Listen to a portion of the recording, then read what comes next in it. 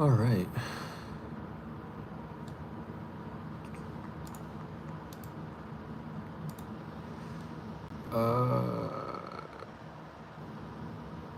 I need to. No, I don't. It's in my downloads. No, it's not. It wouldn't be my downloads. It actually wouldn't lie.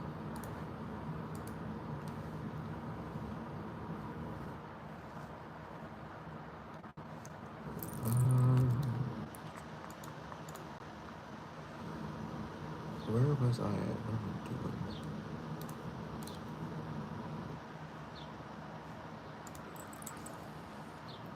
Alrighty. Anyway, welcome in. When y'all get in, I'm getting things set up in the background. It's not tasting it.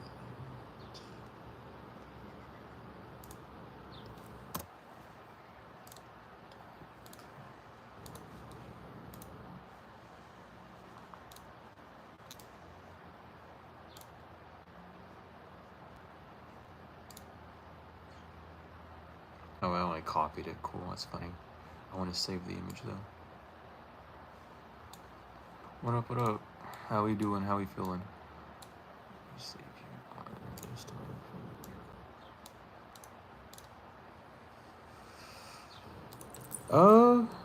We doing well. We doing well. Not technically not supposed to be here again, but we are you know, just chilling until some words are said for me to leave.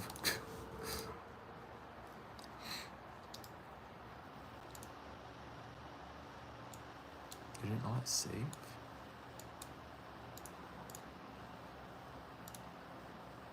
Oh, it did. So why is it not? Oh, because I was in the wrong section. That's why.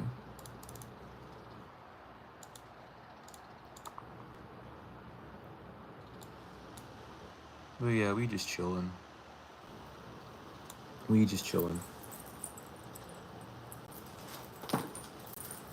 Goodness, dude, if you could see the bed I'm on right now, it's a complete mess. I have like so much stuff over here.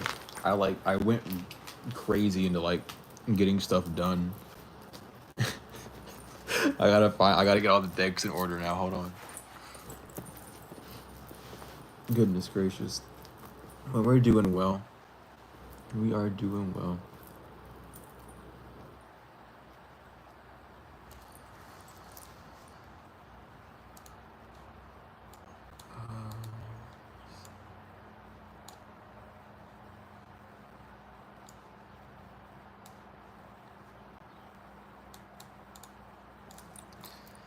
Is there anything else that I need to do?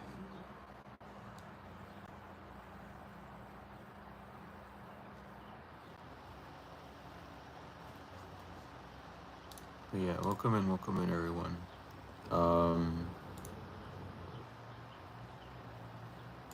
I'm just kind of waiting on something to spark up in my mind to talk about when it comes to tarot, or you know, just reading in general, or have any questions or things of that nature. Because obviously we didn't go over all the cards, and, well, not all of them yet, or into like the detail they would be. What I ate today? Nothing at all. I'm on a 10-day fast. I have 3 more days to go.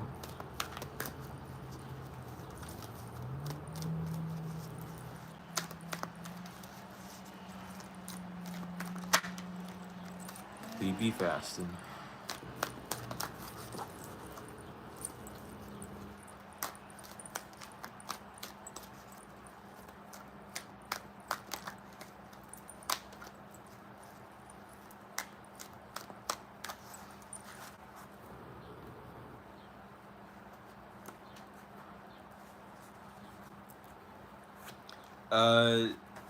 Not really. I only had water yesterday. Yesterday was my only day I had like water.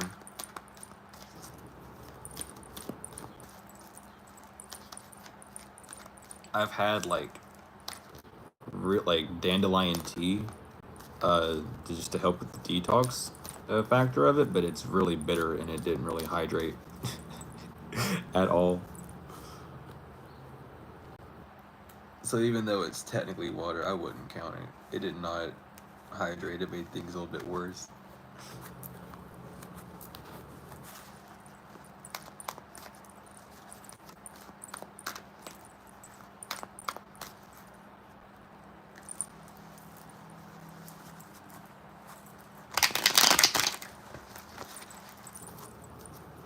But yeah, it ends in 3 days, which is gonna be fun. Hopefully. Yeah, it takes practice. It's a lot of like discipline work. And that's what I've been working on a lot recently. So it can definitely help with that. But I just felt called to fast for 10 days, and I was like, okay, fuck it, we'll do it. Why not? See, what's funny? If I set out to do a 3-day fast, I have a harder time doing it than a longer fast. For some reason, I think it's just because the days, like, I don't know, like the number of the 3, it doesn't add like that much of a challenge to it, I guess. So I don't really participate, I guess. I don't know why I want to have a challenge when I fast either. I think that's just the Libra part of it. But I don't know. I usually struggle on day 2 with 3-day fast. I usually struggle. I don't know why, but if I go like 10 days, I'm fine. I don't know like what that deal is. Oh, salty pizza is awful. We hate to hear that, dude. I had salty pizza up in Massachusetts once, and it tasted like soy sauce, the crusted, and that shit was awful. I don't know how the fuck anyone ate that shit. It was like, dude, it was like pure soy sauce had been poured on the bottom of the pizza. I don't know what the fuck they were doing up there, but that was not at all what I wanted or expected. And I still fucking ate it all because I was hungry. I did not care. 19-year-old me was on something else when it came down to that, but it was not a delight. Not even my dad liked it, and he ate weird foods, and he was just like, I don't even get why this is like that. But apparently it's the best pizza joint in the town that they were in, which is bizarre to say, because there ain't no way that's the best pizza y'all got. I think I'd have better. I don't know. The whole place was weird too, because you couldn't walk in. You had to order from your phone and stand outside.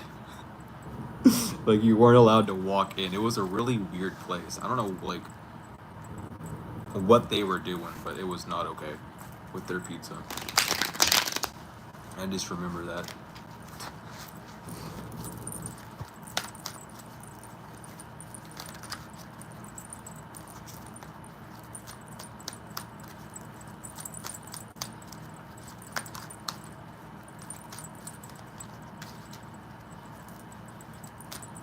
Oh, word, yeah. They got those big, like, the salt, like, actual chunks, though.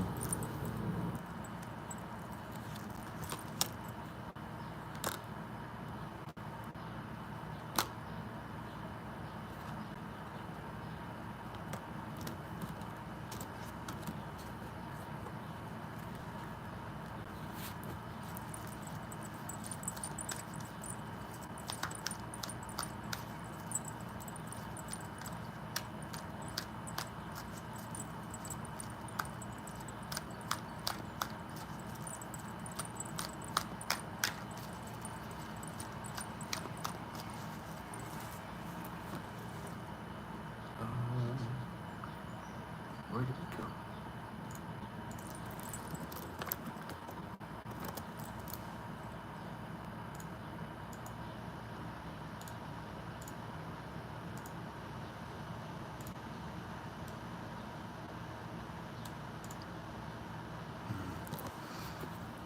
I did not mean to hit my laptop, my bad.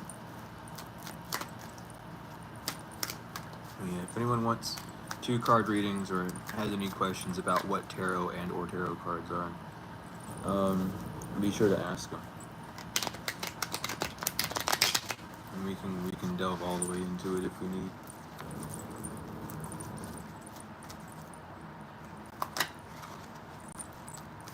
Or if you just have things to talk about in general, or ideas, or, you know, need help thinking through something or anything of that nature, you know, feel free.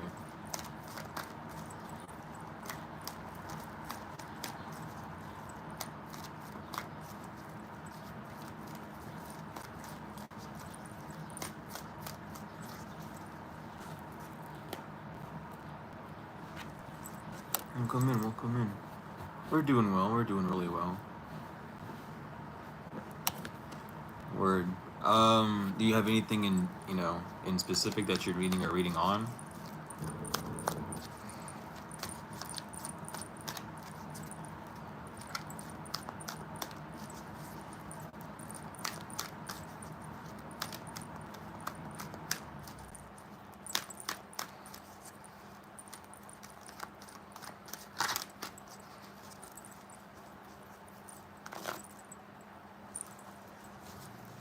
Not really. Well, we have to have something for a reading. A reading won't do that much good if it doesn't have a reason for it. Because even here soon, I'm gonna stop taking like general as a answer for readings. Because, you know, in order to get true help, it would be better to be specific, or at least get just an idea, a rough idea of the soul path of yourself, rather than just, you know, saying general. And welcome in, welcome in.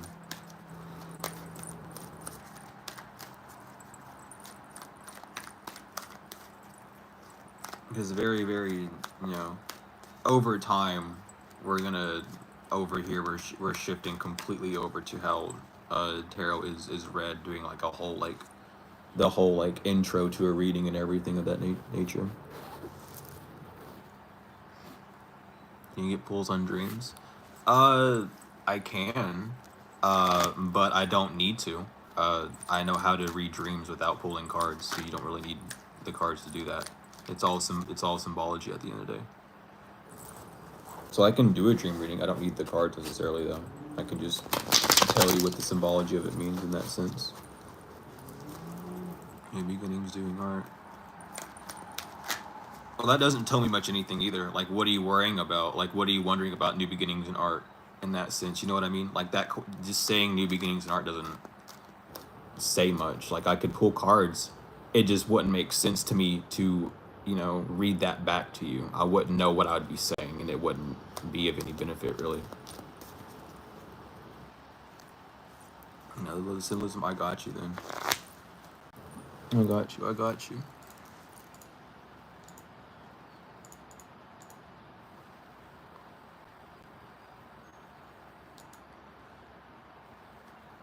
The UA say Tempest? What do you mean by that? What do you mean by that?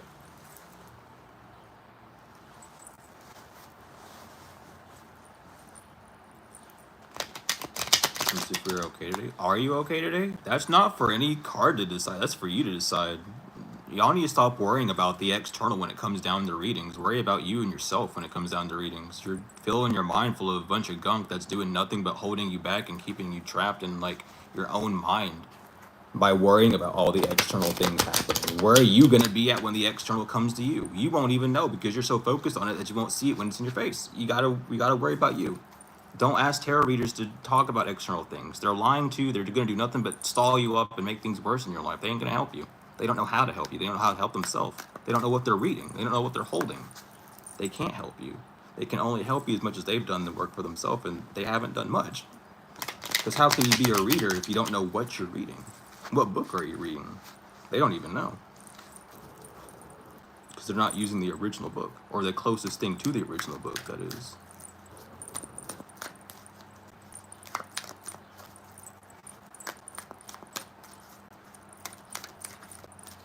But this is just, like, out of love, because, like, people be running around hoping that that's going to be, like, you know, the external changing is going to be the answer. External is going to do whatever the fuck it wants. What are you going to do?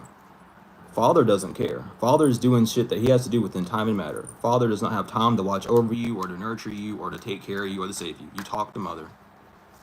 You don't ask for anything from mother. You just say, hey, this is what's going on. I love you. I feel this way. I feel that way. You leave. Father can't do much for you without mother's permission. So that's the whole issue with things.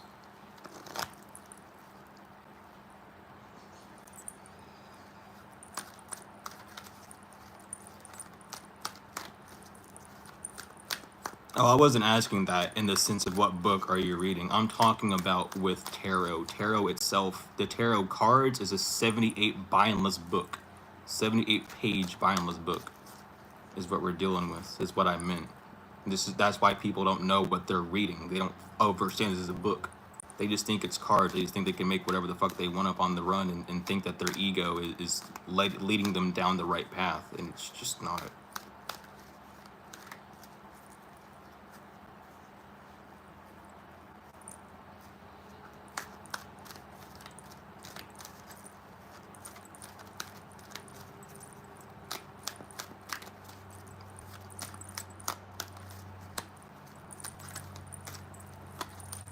I wouldn't say you have mother if you're worried about the state of the USA at that sense. You would only have mother if you weren't concerned about the external, truly and fully, because you would know that it wouldn't matter fully, and not just consciously. We're talking about your entire body would know. You wouldn't care, simply. But because you're attached to father, matter, time, the physical realm, your concerns are based on the US and things of that nature. It shows through every aspect of how we live and how we speak about who you are and where you're connected. You just have to be tapped in enough to truly see it from that point to where everything revolves around you and not you choosing and dictating what comes and goes.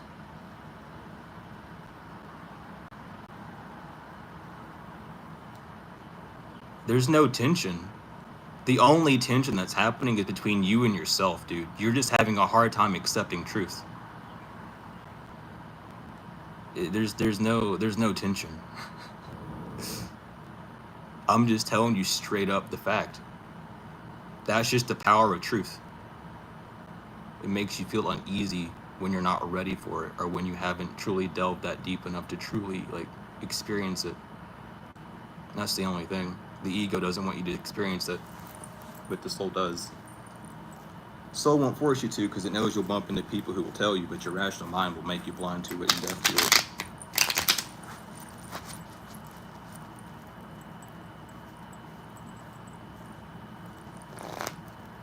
It doesn't revolve around a womb, it revolves around you, the individual. Don't classify it to anything physical. It disrupts it, and that's the rational mind's trying to break it down to make sense of it. Everything revolves around you at all times. Everything's around you at all times. You're just not tapped into the right frequency at all times. That's where that lack comes from. If you were truly tapped into everything, you wouldn't have any lack in any area of your life at all. But because you're not tapping into certain realms of yourself to allow you to experience those things, that's why they're not coming through in that sense.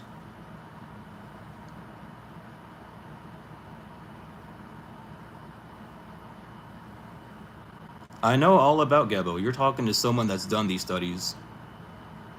I already know about Gebo. I talked about Gebo on my last stream like a few hours ago, actually. Because it's all throughout tarot as well. Because tarot was made before runes. Because it was a life form. A life path that people walked way before.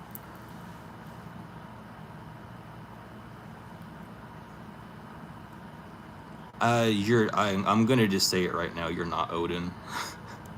You're not. Unfortunately, I don't play those games where people get trapped into those loopholes, and get possessed by jinns and believe that they're entities that they're not without any full proof of it being there. I can't just accept that.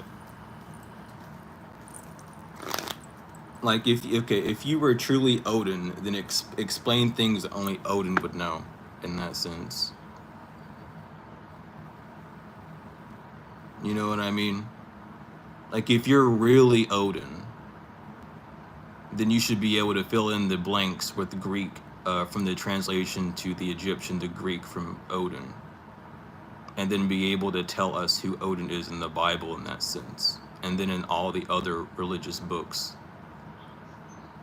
like who that character would resemble in that sense. If you can't do that, you're not Odin. If you can't tell me your bloodline, you're not Odin. Simple as. There are questions that you would have answers to if you were that individual, but you're not. Your ego wants you to think you are, but that's not who you actually are. That's the difference.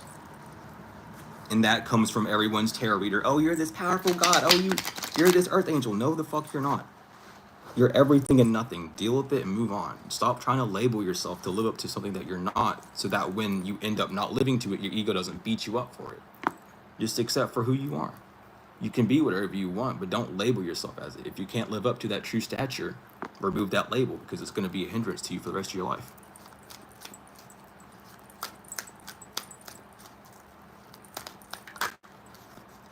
That's just the truth. We got too many people coming up these days saying, oh, I'm this one, I'm that one. No, you're not. Prove it. Give me evidence. Tell me things that only they would know. Reveal to me secrets that only they would know. If I can look it up, it's not it. It needs to be something that cannot be looked up, that someone has evidence for. These questions have answers, they can be answered, but until the actual ones rise up and do it, they're not going to be there. As simple as. It's nothing to, like, you know, if you get mad about it, that's your ego, because you just bit your own fucking lie so hard that, like, you ended up biting through that veil and snapping your tongue off, and that's okay. But, like, just know that that's just an ego trap, and that you were blinded and you were seen in false light, and now you're seeing real light, and now the whole thing and the reality is going around you and you're seeing shit, and now you can not be in that illusion and come back to, like, what's really going on in the world.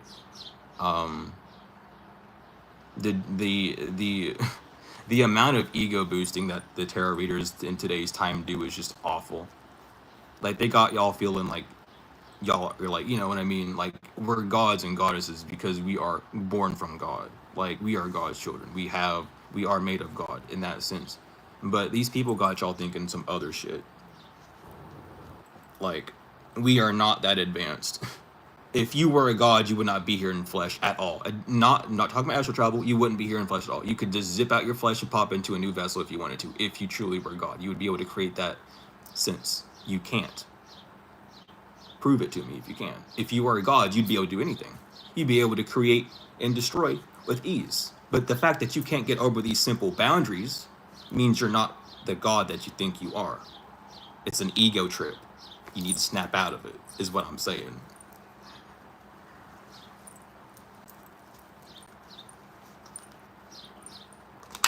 Read about Jesus. I'm not gonna talk about Jesus. I'm so tired of hearing that name. Y'all call it, like, can we not use the Greek or Saxo-English name and start using the proper names for whatever we're gonna talk about? Because you say Jesus, 4 characters pop up in my mind, because there are 4 Jesus that I know of. Who are you talking about? You cannot talk to me like this.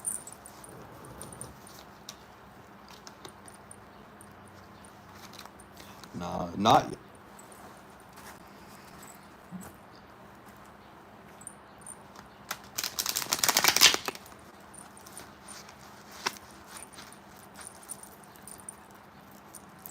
I think you need to grow up, Anita, because you're, like, having a whole ego trip. I've done exposed your demons inside of you, and I've done my job. I'm gonna put you in timeout for like 30 minutes and let you cool off.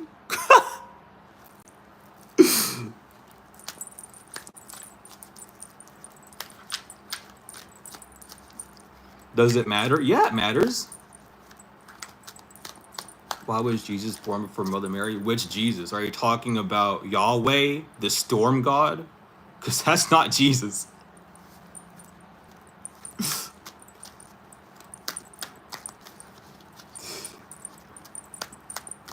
If you, like, you have, like, listen, I'm not these other people. I need you to be direct with me. I'm direct with you, you be direct with me. Let's get to the bottom of what we're trying to talk about. I don't talk in circles. I don't buy this bullshit. Let's talk about stuff. Let's get real.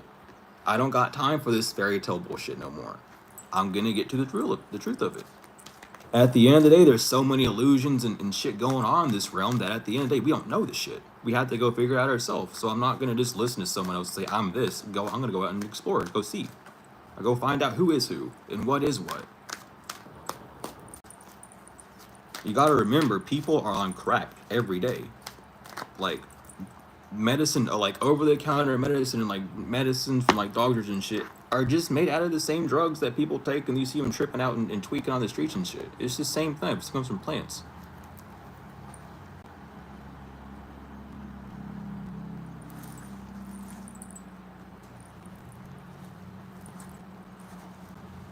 Yeah, that's what I just said. Yahweh is the Jesus of the Old Testament, the storm god, which is why there were so many disasters. The Yahweh are the agreeable and disagreeable, and by that sense, Yah meaning agreeable and Way being disagreeable. Like, you gotta pay attention to this stuff. Is Yeshua okay? Yeah, but not with the J. It's with the Y. It's Yeshua, not Jeshua. J is a letter that was invented 400 years ago. Words with J are fake. They don't exist. It's either Y or another vowel that goes in that place. J is just something that was invented to create certain things. There's also another letter that was invented before J for the Anglo-Saxon language.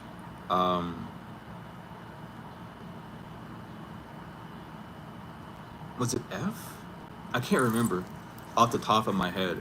But a lot of the letters in the alphabet aren't there, and they're just there to, you know, drive in more meaning in that sense.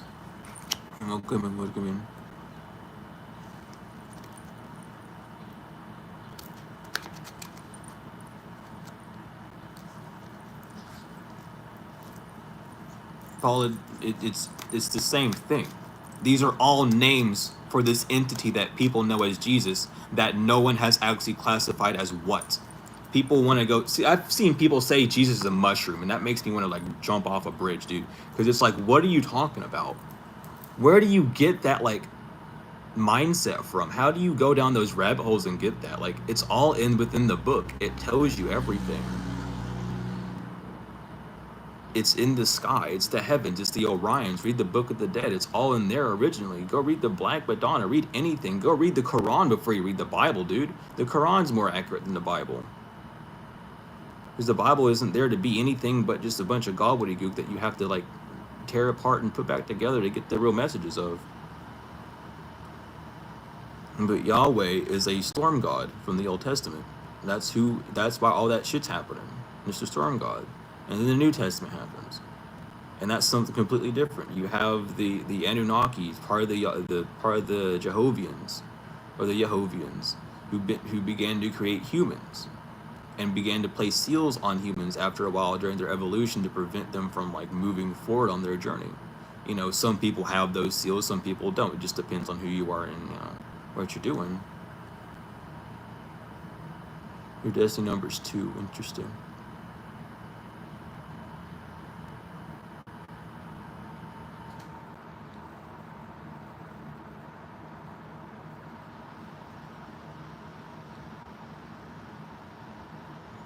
Like, I'm not these spiritual people. I don't consider myself spiritual anymore. I'm living. I'm not alive because I'm not dead. I know what the word alive means. It's 2 words. A, which means not, and then live, which means living. I'm not live. No, I'm living is what I am. And I'm experiencing life for what it truly is without a filter. Sometimes I have to go back and destroy that filter over time, but for the most part, I will reverse my judgments if I see them happen.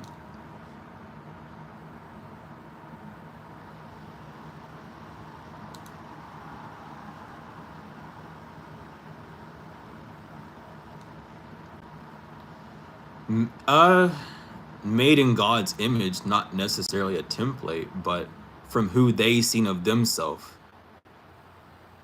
were made in.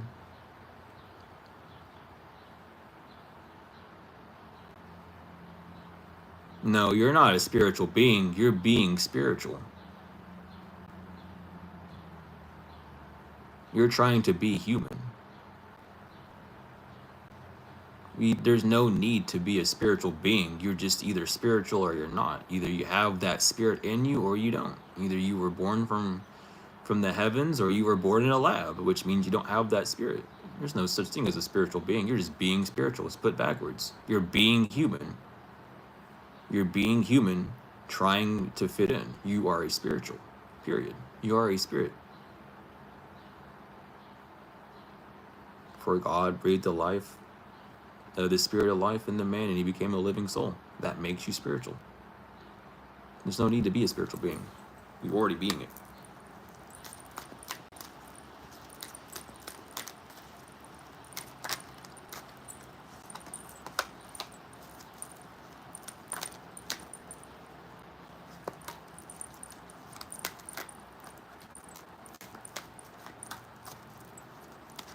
Because you'd still be spiritual without this flesh.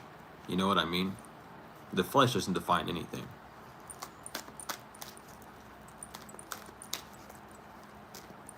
How do you cope or offset sociopathic abuse? Setting boundaries whenever it comes to communication is key. And as well as expressing yourself the way that you need to in a healthy manner. Because sociopaths play off of the social connection between people. So if they can find a boundary that you're not solidified on, they can use it as leverage against them in that sense, but not in like a sense of playing mind games, but in the sense of getting you to act in society in a way that they would benefit from them. What if it's a group? Leave the group. Simple as.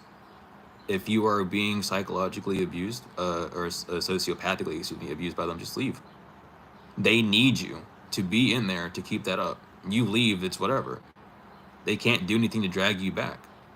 You have to set that boundary and remove yourself. Don't put other people in front of you, especially when they show you who they are. There's not a need. Keep hearing about NPCs. Dude, that's like old stuff, man.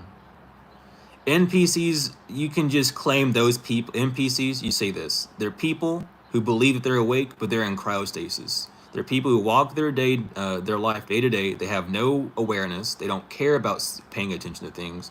Those are NPCs. They're not playing the game. They're just living they're just living the life, which is not the aspect that you're needing to do. You're already here living, so you don't need to do anything else at that point. When it comes to living, you just need to explore and expand in that sense.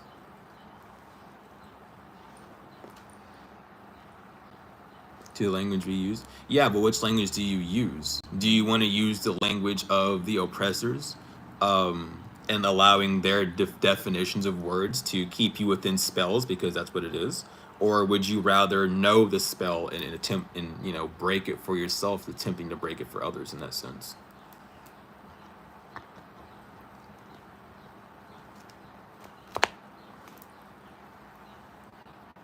Because the English language itself is a very oppressing language. The fact that it's like phonically resemblant with many words, and the spellings of words, matter to a point of changing a whole direction of a word. And the fact that we've had to create all sorts of laws within letters and letterings and all sorts of bullshit within English, it's just not a proper language. It's awful. That's why it's one of the worst. You can tell who were the original people fucking here because they didn't have shitty ass ideas. Like the English language, dude. God. You can tell when the rational mind took over. They tried to break that shit down real hard. Stumpy 303 is not showing. Is it not? Oh, it's Stump X3. Cash App is Stump X3. My bad. The way it's put out here is weird. The first one is PayPal. Stumpy 808 is PayPal. 303 is Venmo. Cash App is Stump X3. And then Chime is the LunaHound.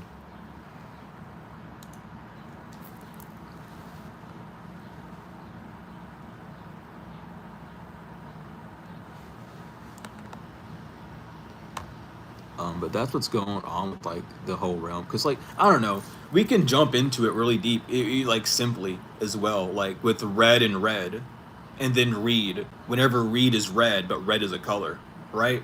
All that shit's crazy. And then you have reed again, like reed. I have a reed in my backpack that I use for ink when I had papyrus paper as well. I have a reed pen. You know what I mean? There's so many things. There's 4 things that I've named with the same like pronunciation, and 3 of those words are in one group together for one object, and then there's a color. Like what? Why do you need all that? You don't need all that.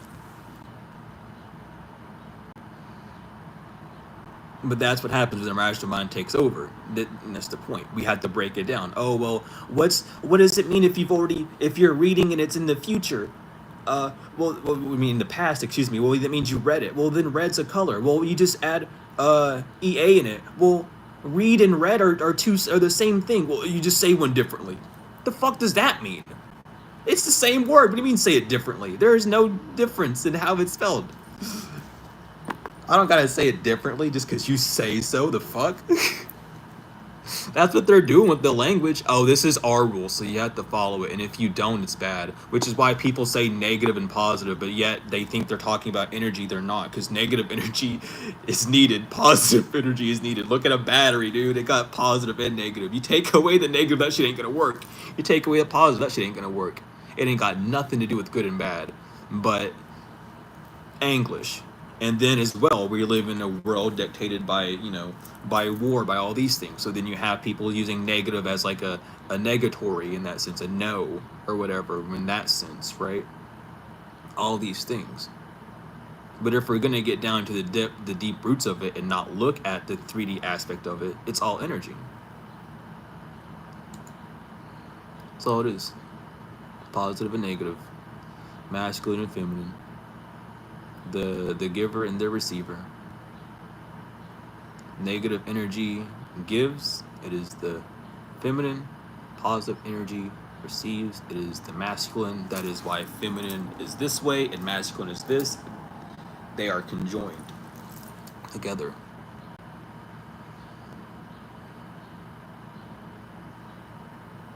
And yes, that means feminine, masculine. Obviously, masculine meaning the rod, feminine meaning the waves, the line of life when you put them together.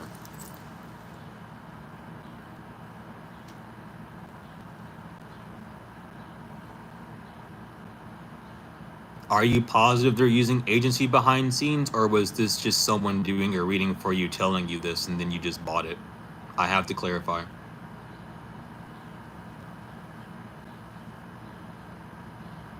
Yeah to what? I need to know yes to what. Clarification.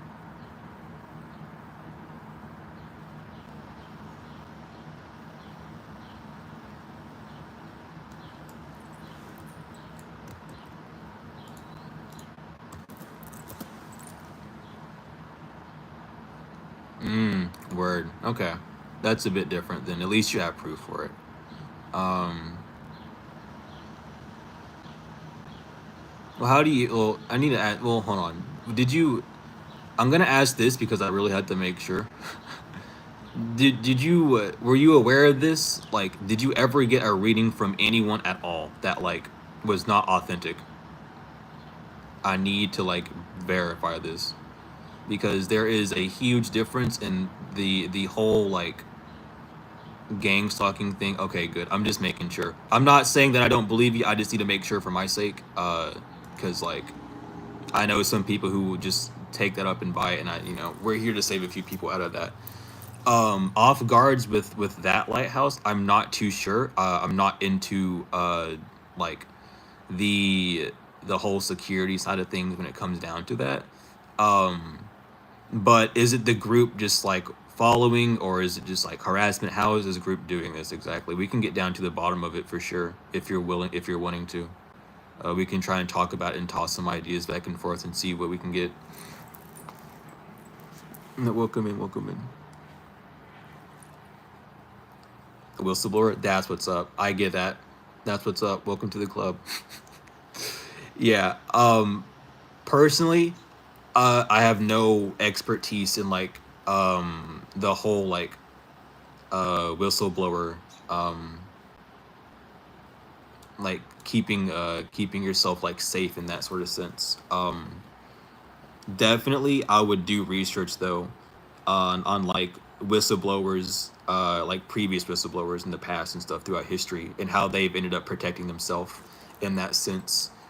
That's the best place to start, honestly, for me. You know, obviously taking your precautions. You know, if you feel the need to, formatting your systems so that you know no bugs or stuff are in it. You know, VPNing it whenever you can, Bluetooth off at all times, stuff of that nature.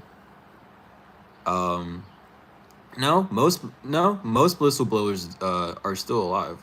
Some of them fake their death, um, and end up going under different aliases for various reasons. Um, but that's why a lot of whistleblowers like seen up as dead. They actually like just change their identity and fake their death. There's actually like a legal team. There's some like FBI director. I forgot who he is, but you can literally like message him, and he's like a protector. He'll figure out like he'll give you a whole new identity and everything. You'll get like facial reconstruction and shit. I don't know if you want to go through all that or not, but I'm just saying this like in general because it does exist if that service is needed. But he does all that shit. He fakes your death. He sends you a bunch of money. He flies you out like somewhere where you want to go, and you just live there. Or light workers just getting started? No, the term light worker isn't a real thing. That's something that the spiritual community has kind of coined to make it seem like something. Like light working is just work that's being seen.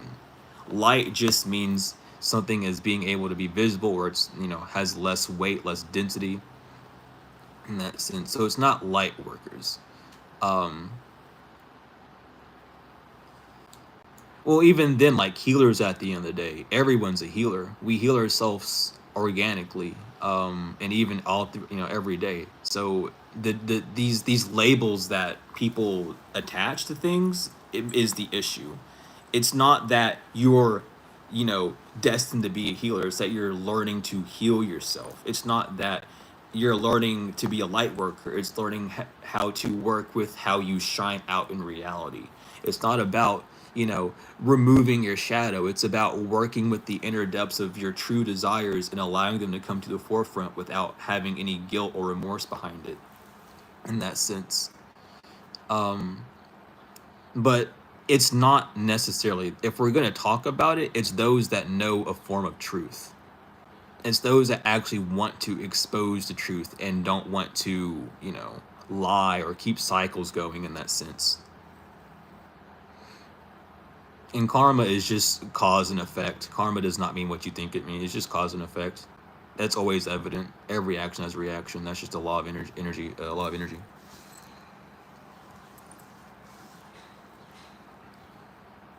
Right, and positive just means masculine, meaning outside source. So those doing action on the outside to bring truth to those who don't know, those making um, esoteric knowledge more feasible and grabbable and understandable, in that sense, have a closer eye on them. But other than that, the rest of it is just uh, oh my god, conditioned and unconditioned stimuli. Feelings of being gang stalked can come simply from being paranoid, and seeing the same color over and over again can trigger and traumatize the brain to make it feel like that individual or that color is a sign of danger or things of that nature. It's how we associate, it's how we work. So it's less that everyone who like identifies with being a light worker or a healer is being gang stalked, and it's more that they keep buying a message from someone that doesn't know them, and they're letting their conditioned stimuli rule their life, which is not helping them out.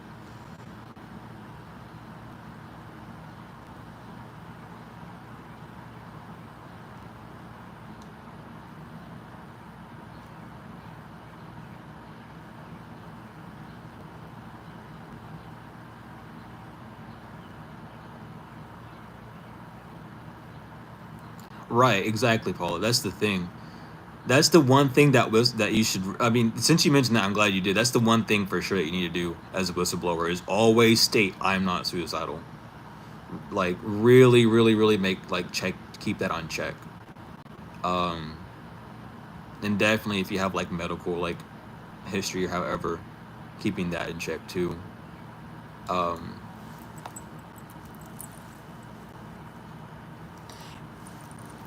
right, yeah. I get that, Lighthouse.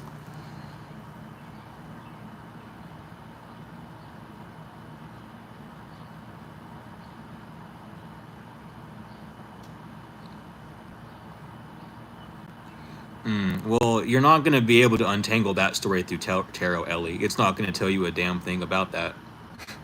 Because that's not what tarot is used for. You will run around in circles till your irrational mind decides for you to stop. Not even time can control that one. Um,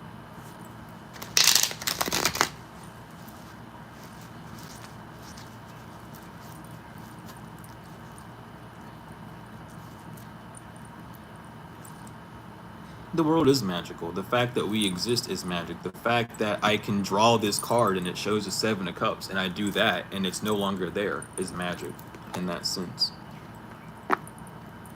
Manifesting and creating things in reality is as simple as taking this pen and doing this. Even though it's a very like faint line, I've manifested that line there, you know?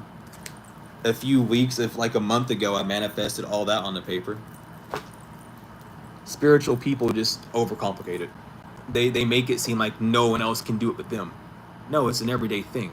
You've just not seen it. It's okay to let yourself be enthralled by that, but it's not being fueled and pushed forward with the pure force. There's a bit of naiveness. There's a bit of that rational mind that's not letting you delve deep enough into it. It's keeping you within that safe zone, accidentally hurting you along that journey, not showing you the true wisdom that you're needing to see along the way to learn how to use the magic around you, to learn how to walk in the realm around you, and to know the truth of what's going on inside and out in that sense. But because the world is mental, and that's the magic about it, is our mind can create anything the fuck it wants.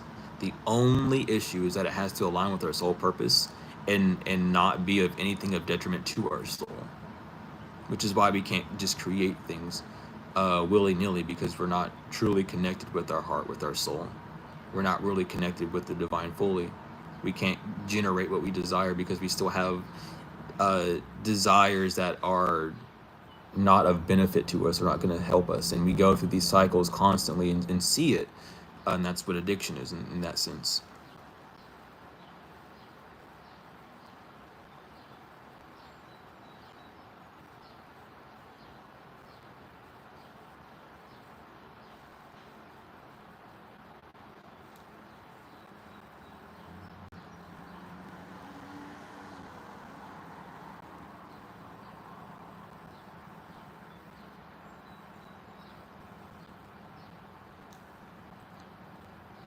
And tarot is not going to help you with that. You got to do the other things to do that, man. You want to talk to spirit? Go talk to spirit. Don't use cards. That's not talking to spirit. Go hit up a Ouija board if you really want to talk to spirit and figure some stuff out. If you know how to, or know someone that knows how to, hit up a Ouija board, get some protection on, and go out and do that. But be careful. Because what people think is talking to spirits is not talking to spirits. Spirituality is soft-core occultism. If you're going to talk to the dead and to the spirits, go into the occult. Start doing what they do. They talk to the dead. They actually do shit like that. The spiritual community, not really. They mess with spirit. They mess with the light-hearted things. They don't delve too deep into that shadow aspect of self. That shadow aspect of self shows you the entirety of things. Though we can have extreme experiences on the journey of being on that spiritual boat, it's only a foot into the water, since the other foot would be the occult, the left-hand path, or the nurturing path of seeing how to use and function in that realm, in that sense. But occultism got into the wrong hands, and then over the years, many cults and classes were made, and schools and shit, and it ruined the truth of occult, which just means hidden. It just means things that are hidden. That's all the occult means. Nothing scary, nothing bad, but modern day people switch up definitions because of what they think. Like a cult is just a school. A cult is where you learn things. It's not bad. It's a school. But because we have many people popping up in groups and they call themselves cults because they teach something and that teaching isn't correct or however, now cults are deemed as bad and evil because of a few rotten apples.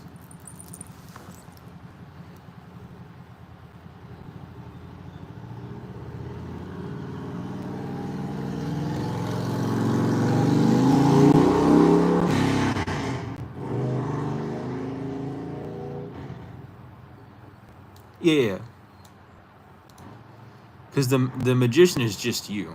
All tarot is going to tell you about is you. Channeling about external situations is difficult because you're messing with things that you're not aware of. Why, you know what I mean? Do you test your spirits? Do you truly know who you're talking to, or is it just a djinn? And are you just believing the first yes they say, or are you asking them a question that only they would know? Are we testing our spirits, or are we just letting them roam free? Is what we're doing. We're spiritual, right? We understand that we're spiritual and that we have the right to test spirits, so why aren't we testing them? Because we're afraid of getting a spirit upset. But what happens when a spirit gets upset? They leave. They can't handle it. They've been disproven. They've been exposed. They have to leave. They can't stay. Got to do that all the time. Because what's talking to a lot of people when they do tarot is a djinn. And a lot of people don't understand that.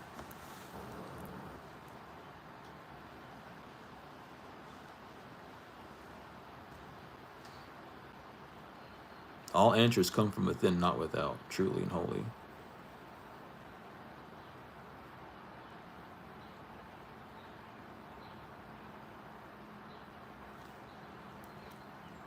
Asmodeus is old news, though. That's been a thing since, like, fuck. Asmodeus has been, like, strongly around since, like, what, 2010, 2011?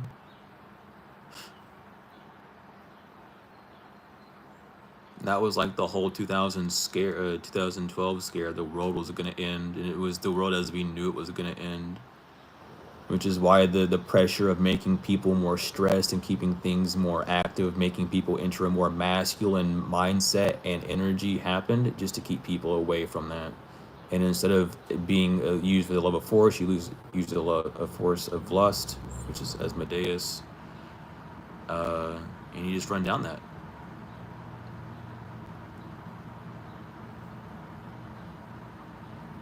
I mean, like, dude, even like terror. Whenever I popped in the scene like 2 years ago, people didn't even know it was Asmodeus. I did like readings for people, like, this is what's going on. It's literally just about the feminine energy going, like, that's being attacked right now, and people understood it, but they didn't like get it. I don't think. I don't know. This channel is a relic for like the change of like how tarot is gonna be online for a minute. Destiny swapping? No, it's not. Destiny swapping is not real. That's a fucking lie. You have a destiny. You know what can be swapped? Your fate. And guess what people are afraid of? Their fate. They're afraid of having their fate taken away. I don't want destiny. I want my fate. I want this. I want that. I don't want my soul's desires. I want to have this on the physical. I want to have that on the physical. I want to see this person punished. That's fate. Destiny can't be stolen.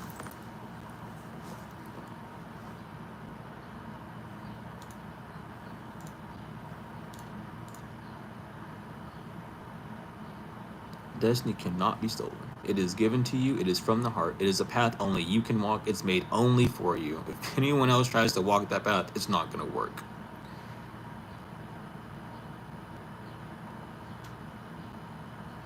And it's just a fear trap, unfortunately.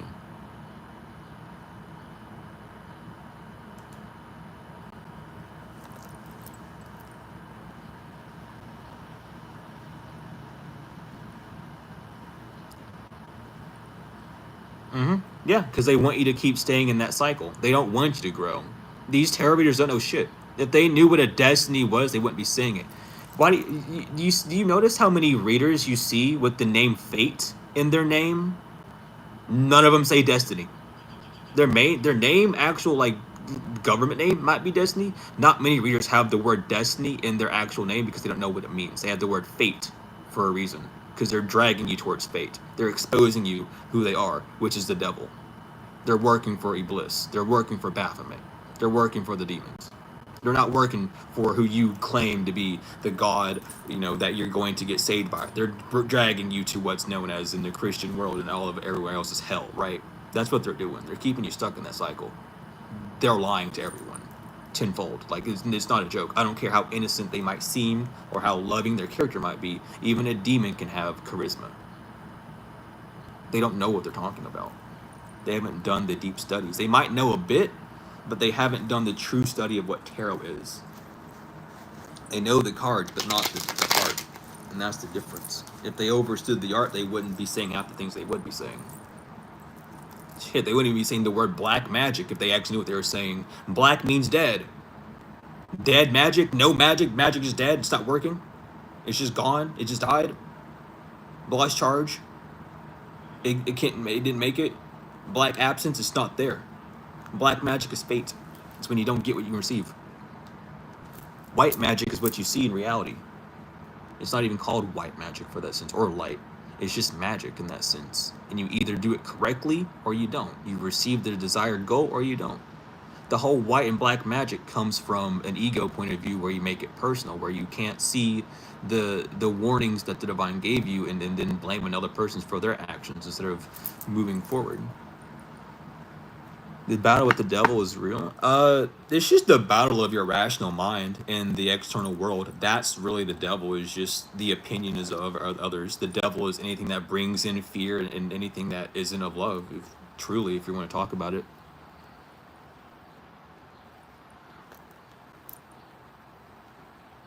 No, because no one's doing destiny swappings. That's why. And no one's and don't use the term earth angel. There's no such thing as an earth angel. We're fallen angels. We fell. That's why we're on earth. The ruler of earth is literally the devil. We're fallen angels. We fell from grace. That's why we're here. There's nothing wrong with it. You just got to accept it.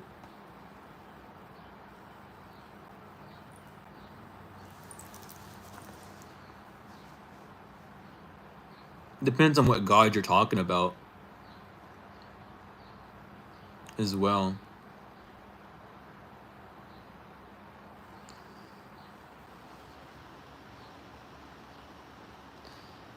It depends on what you mean by like demons and Satan. In the sense of them being like horned beings and shit, no.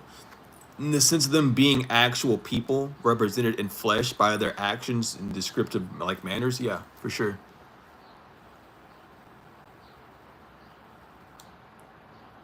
Really? God sends people to help here? Then why hasn't there been any help? Why has the world remained in this tragedy for so long? If God sends people to help, we'd had help. Why do you think God sends people? We choose to come here. It's whatever. Mother and father, up and wherever we're at, they're like, what do you want to do? You want to go down there? You want to explore? What do you want? It's up to you. The world is yours. We created you because we love you. What do you want to do? And then you come here, you go wherever you want. I want to learn how to do these things. I want to do this. I want to do that. Okay, well, this place is the place where you do all these things. So send you here, you learn these lessons, you do all this stuff, you come back, and then we talk about it. I hope you had fun. That's really what's happening. Negative entities, so entities that are giving. Because again, like these words, I don't use them that same way. I do not register them in the way that other people do. The word negative is simply solely feminine and giving, because I work off of the realms of energy. It's a format that I overstand. So when you're going to talk about these entities and the energy that they carry, it's not that. It's the vibration that you're worried about. A higher vibration just means one who's more aware of what they're doing. A lower vibration means one that's not. A demon is just a careless angel at the end of the day, if you want to call it in that sense. There is really no difference. It's just a spectrum of a being. Negative is a lack of self-love? No, it's not. I can look up definitions all day long and I will never find a definition that matches up with what you just said. That's an opinion, what you just stated.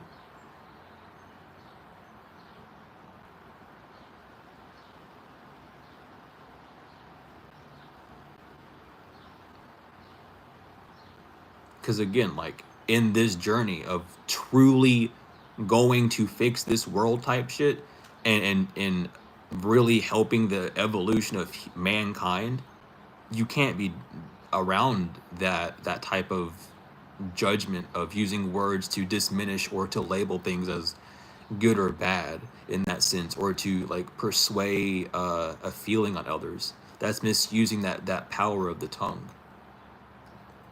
Simply having the power of tongue just means you can speak. You can speak things into existence. Be careful what you speak into existence. Things that you believe also fall along with your tongue. No, it doesn't. Lighthouse, negative beings are feminine. Negative is feminine. Negative is receiving.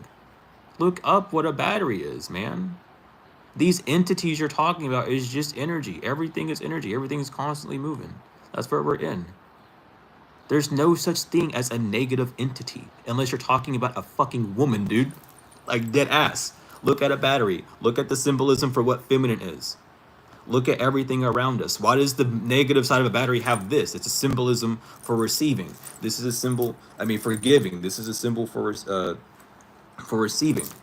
What happens in that? What happens in the element of life? The female receives. The male gives. That's what's going on. And now we're in this energy where we're not moving forward with that healthy masculine energy because we have all these words and miscombobulations making things bad. It's like the same thing by saying black is bad and white is good. Dude, that's like racism 101. They're trying to keep you locked in. They're trying to keep you stuck in negative and positive. They're keeping you stuck within your rational mind and keeping you at a lower vibration, keeping you from actually expanding and reaching the truth or the light or whatever you want to call it that you're actually searching for. Keeps you stuck down in a lower vibration. That's what it is. There's nothing outside of you except for you. All these things that you call bad and lack of love are the same things that you are. There's things inside of you that lack love. There's things in you that you claim are negative or are bad, however. You exclaiming that on an external thing, whether it's visible or not, is just a projection of your own internal rejection on something else, which you have to work on when it comes down to healing.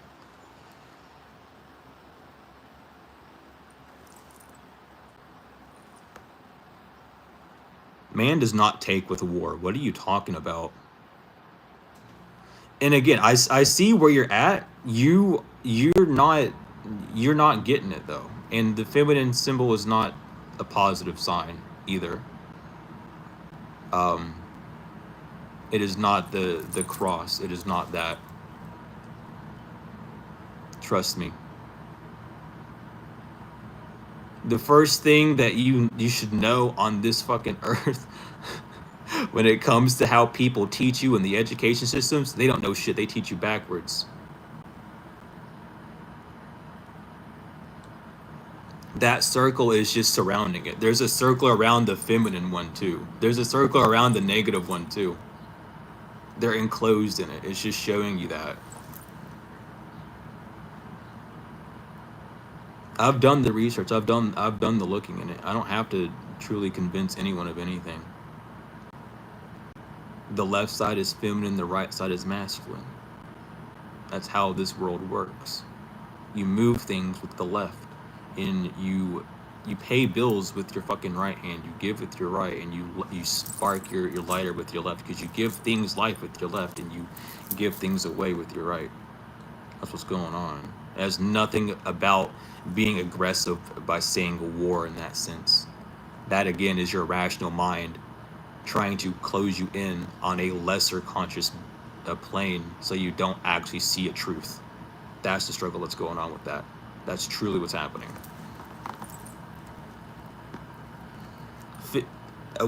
Again, you're still applying negative as like a bad term. You need to not do that. That's negative never meant bad, like ever. That's just something that people came up with for no fucking reason. It was always been about a charge. We never had an issue with people being good or bad in the start of time. People overstood that shit. We've devolved because we've been so enclosed into becoming rational and breaking things apart rather than experiencing the whole of it. And this is where we get when we break things apart. Now we have opinions and rationality that doesn't add things up. Now people are quartered in places where they can't escape houses. They're locked in. and they're being forced in by the definitions that they've like, you know, kept. So you need to rewrite your reality, because it seems like you're just living in the terms that you use. You're just seeming like you're living a very negative and confused life, one that isn't prosperous or giving within that nurturing element of the feminine, because you're not understanding the true element of what femininity is.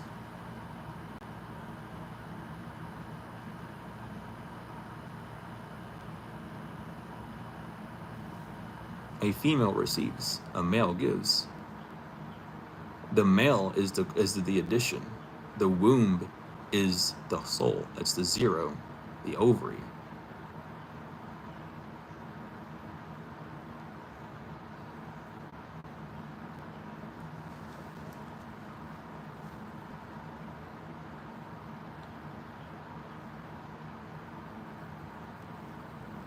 I'm not contradicting myself. You're just using an incorrect definition. Hold on, let me do something.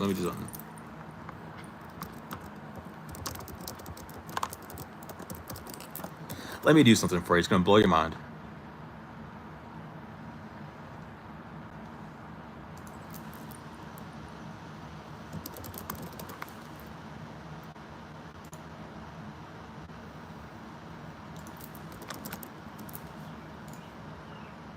Let me find the site real quick.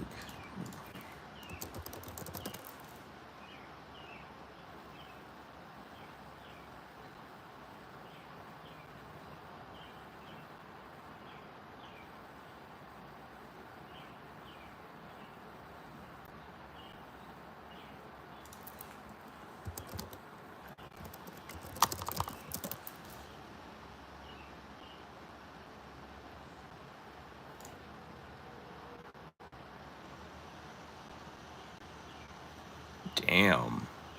It's just not gonna pop up at all, is it? That's so bizarre.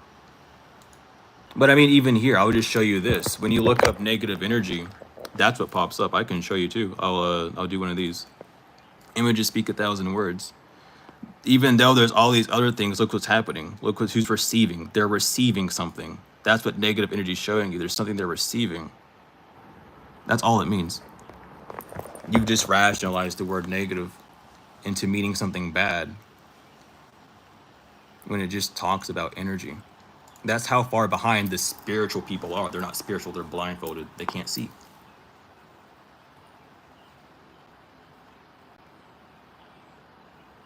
But negative is simply referring to feminine, and positive is simply referring to masculine. And we are energetic beings. We all know this. We are spiritual beings. We all know this in this spiritual path. We understand that the left is the feminine, the right is the masculine. And in this realm of things that go in that order, we can see it. You put in batteries, the left side goes in first. It goes down to up. And goes from down to receive to give to the first.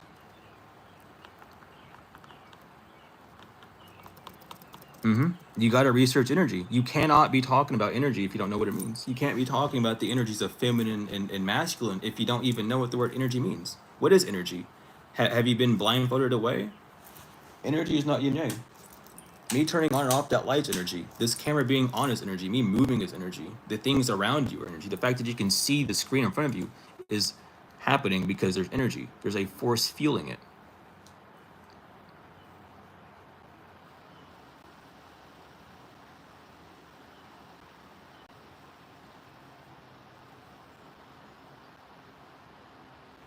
I don't have an issue with the word lighthouse. The only thing that's different between me and you is you're blind. You have fallen for the Western curse, and I haven't. I'm broke out of something that you've still stuck in. That's the only difference between us. And that destruction is dangerous. It is. And you're in that destruction, which is why it's dangerous for you, because you're saying negative is bad.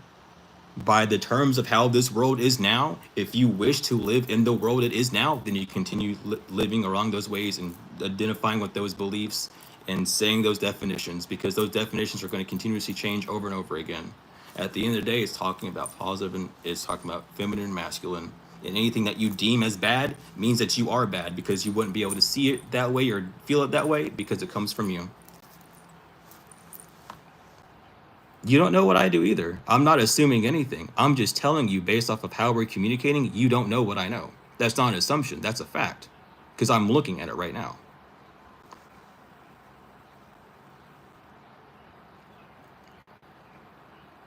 Once you really grasp that everything you've been told, Lighthouse, is a lie, and you have to relearn everything, then we'll be on the same point. Until then, we're separated, you know.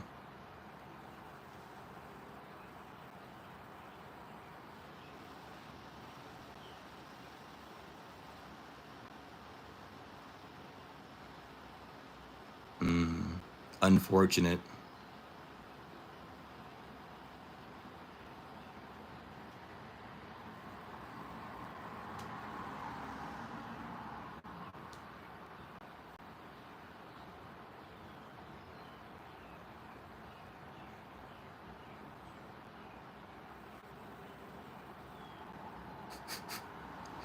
I don't know.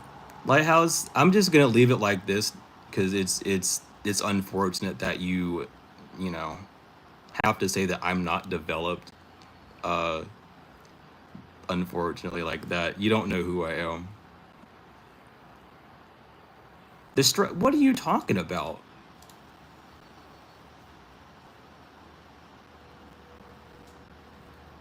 Destruction is a lack of unconditional love and self-love. All right, hold on. Let me look up this. Let me look up destruction for you. An act or process or causing of so much damage to something that you no longer exist or cannot be repaired. What the fuck are you talking about? Are you okay in the head? I gotta ask you, are you developed properly? Because you're using words that don't line up with your definition, because guess what? They're not an actual thing. That's your irrational mind assuming things, taking one thing and applying it to another. That's what the rational mind does. It makes pieces. It puts together puzzles that don't fit together because it's not meant to. The heart has all. You don't need to put something together when it's handed to you full. Who's gaslighting? I'm showing you solid proof of everything that you're saying is wrong. There's no gaslighting. You're just egoic. You can't escape the rational mind. That's okay. You're blocked in. That's fine. You don't have to leave that box. I'm just telling you, you can't come to me, someone that studied these things, that's walked down this path, what is and isn't, when you're giving me definitions of things that people that I've already left used to give me. You can't do that because that shows where you're at. You can't do that.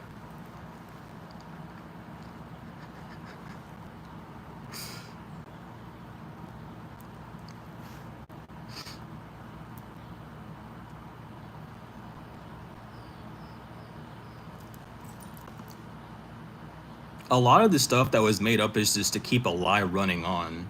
If the world can stay blind, no one will be punished. The more that you know, the more that these entities that you wish to be punished will get punished. But the fact that no one knows or tries to seek out the actual truth and runs with the rational mind, no one gets punished. Everyone's crying, why am I not getting my justice? Because no one's actively seeking it. No one's trying to get justice or knowledge or wisdom. No one's trying to. Everyone's just crying and walking in circles. What's going on? It's the truth of it. If we truly need to move forward and you know, receive these things and to get justice and to receive like the blessings of our life, we have to go find some form of truth within ourselves, you know. Whether that truth is unlocking the mysteries of things around us that we have, or however.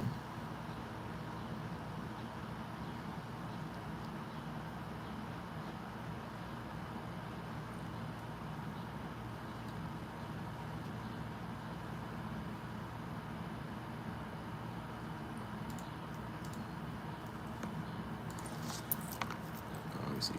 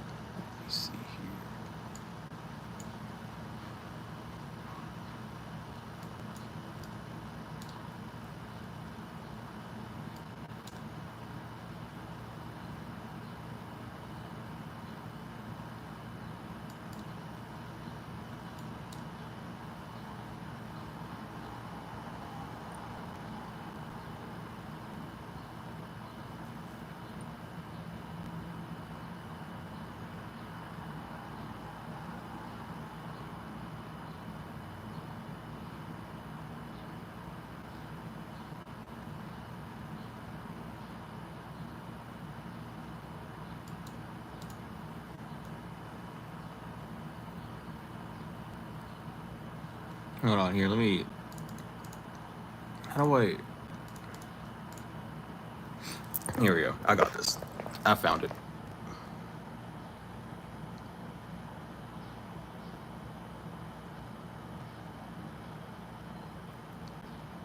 But this is what we're dealing with when I talk about masculine, feminine, the consciousness being together. You know, mind over matter, matter over mind, seeing all that, the fire and water, the actual star that we need to be using, and not the 6 point, you know, not the other one, the 6 pointed star, the 5 pointed star is where we need to be. The Star of David, you know. But that's what's going on. That is what's going on. But again, we go over all this stuff within the tarot classes, and seeing it in that sense.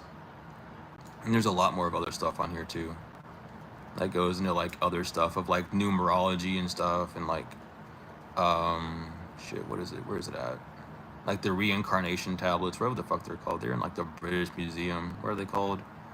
Yeah, the embodiment of soul into form, the taint stele in the British Museum, that like tells the whole story of like ascension and stuff and everything of that nature. Like this here, I'll show you, like this thing right here. We go over a little bit of this as well, showing you like the process of going from earth to, you know, from once up above to down below, from the wheel to the earth, you know, how we go from a full circle to being triangulated to now being squared on the physical, being boxed in, not remembering how to triangulate by removing the lid off of our cap to allow us to triangulate and to be whole again.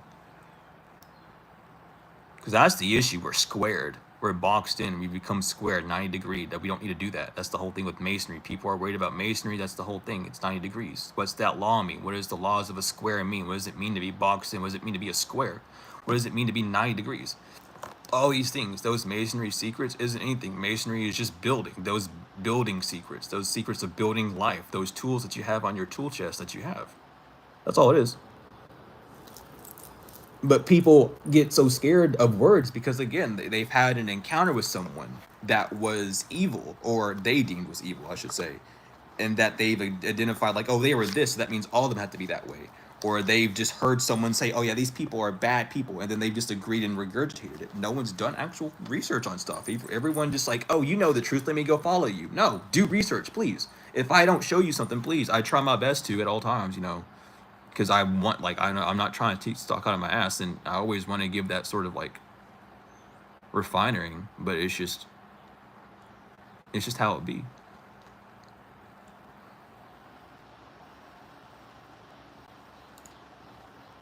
But yeah, I'm on it.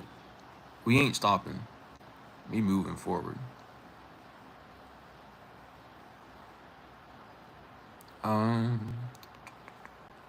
There was something else. There was something else. Oh yeah, this, right.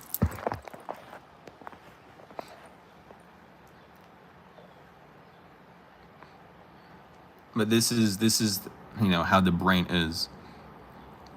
This is how we move. And it doesn't matter how crisscrossed it gets whenever you're like, oh, but the left hand is controlled by the right brain. It doesn't matter. The left brain is still the left. All the diagrams have been flipped around like that for a reason, because we forgot that we're spiritual beings and attached too much to the body in that sense.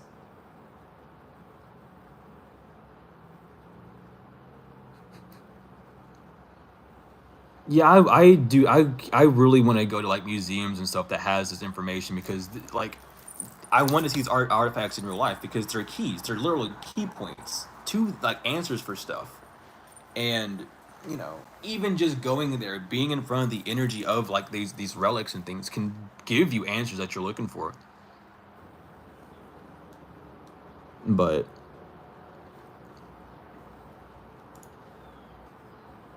we be on one. There's also this. This one's interesting though, because I don't think anyone's figured this shit out. This is something that only I've seen from my mentor. I'm gonna show you real quick. I'm probably gonna get in trouble, but I don't give a fuck. But regardless, I don't think anyone has fucking broke this down. And this is using the Dendera tablets, by the way. The reason why this can even be deciphered is because of the Dendera tablets. The plus sign is when the masculine and the two feminines are aligned together to create the masculine bridge there. These points are the feminine, the changes that bring the change, and the masculine moves the change from one season to the other, and that's how this works. In the middle is the earth. That's you in the middle. Everything revolves around you. You are here. That's the heart. That's where you're at. And this is what's moving around. This is the whole tablet, the Dendera tablet, but in Celtic form, Celtic form, whatever, whichever way you say it.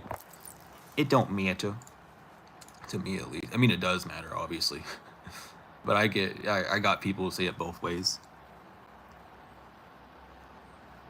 But yeah, that's what's going on with that. And the Dendera tablets, that's broken down too. I've shown that one before though. I don't know if I can find, if I have it here and ready, but I do have, like, I've shown the Dendera tablets before and how they line up and stuff. Wherever there, I don't think we put, he didn't put it in there. I'm gonna talk to him about that. No, because he actually didn't put the Dendera tablets in there at all. That's something that I have myself. Because I screenshotted a video of his. Where would that be at? Be in, on desktop, it'd be in knowledge, right? Oh god dang, I gotta go through all these photos and see which one's what. Hold on.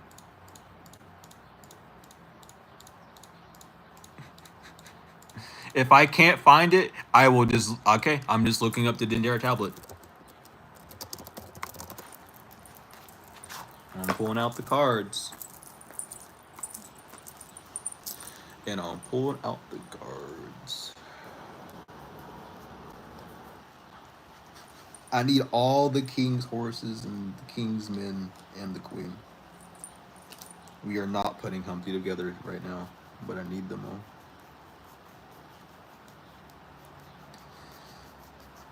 We're breaking it down. There's a pinnacle, there's a wand, a sword.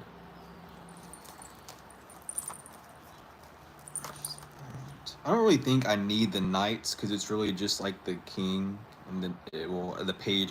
I mean, I don't think I need the page. I think it's just the kings and maybe the knights, if I remember correctly. Whenever I see the Dendera tablet, it will click in for me. I know the queens are all there because the queens represent the equinoxes, which is why they're the cardinal signs. But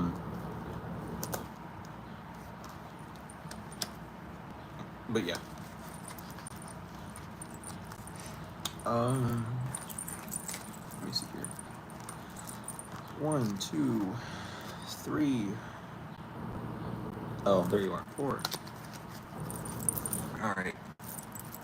I don't think I need the pages. I only have 2 pages anyway, so let's get the kings. I have all the kings. No, I don't. I have 2 kings. It's gonna take me a little bit longer than I thought. I skipped over a few kings. But anyway, here, let me just get the Dendera tablet up there.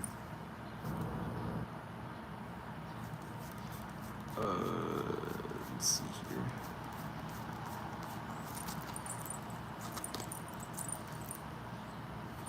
I don't, why do I like have, there it is. There you are, awesome. All right. So here we go. Let's get this going. Where is a good photo of this that will help? This is there a better one? Yeah, this one. I like this one better. Open image, a new tab. All right. Oh yeah, in a second. Let me break this down. Let me break this down real quick. I did not spend all this time getting this shit up for nothing. But as you see, the two that come together that help things transpire. Right here would be King of Wands. Right here would be, no, it would begin with the swords, wouldn't it? Hold on, let me check. I think I have proof of something to help me with that because I think it begins with the swords, actually. Because of how the fucking season. No, okay. Okay, so yeah, it begins with the cups. Excuse me. It goes cups, swords, pentacles, wands. But the wands is on the all the way on the left. So excuse me. Okay, here we go. Wrong place. Wrong place. Up front was the cups. Here, excuse me, when I find the queen, this is your queen of wands. Excuse me. Right here to be your queen of wands. And then I can't hold these all up, but right here to be your king of wands. And then you go to your queen of cups up here, and you can check these out with the equinoxes. They make sense with the cards and how they are. And I can like show the dates and stuff of that too. But that's the queen of cups. That's the king of cups. The two coming back together to make the queen of swords. You know, then going to the king of swords, queen of pentacles, king of pentacles. Sorry if the camera went off focus there for a second. But that is what we're dealing with the Dendera tablet. And when it broke down into the Celtic cross, it was a whole other thing. And basically Celtic cross readings are a different form of reading tarot in that sense, using more of the equinoxes in that sense. We haven't delved too much into that reading style yet, so whenever we do, I'll talk more about that. But yeah, we will continue these talkings for as long as we got to, and I can get you for a reading. What do you want the reading on? I got you.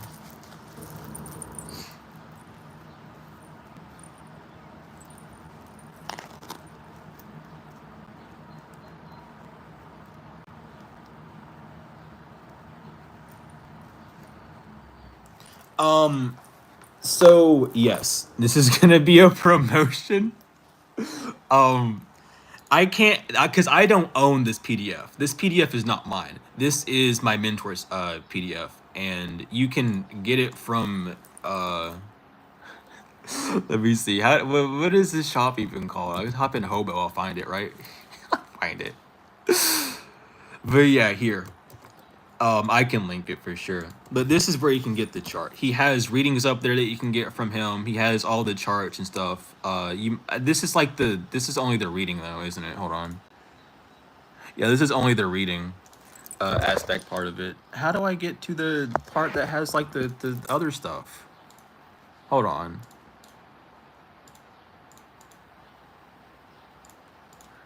Aw. Dude, no! Hobo removed it. You can't buy him anymore. Or something. I don't know. Hold on.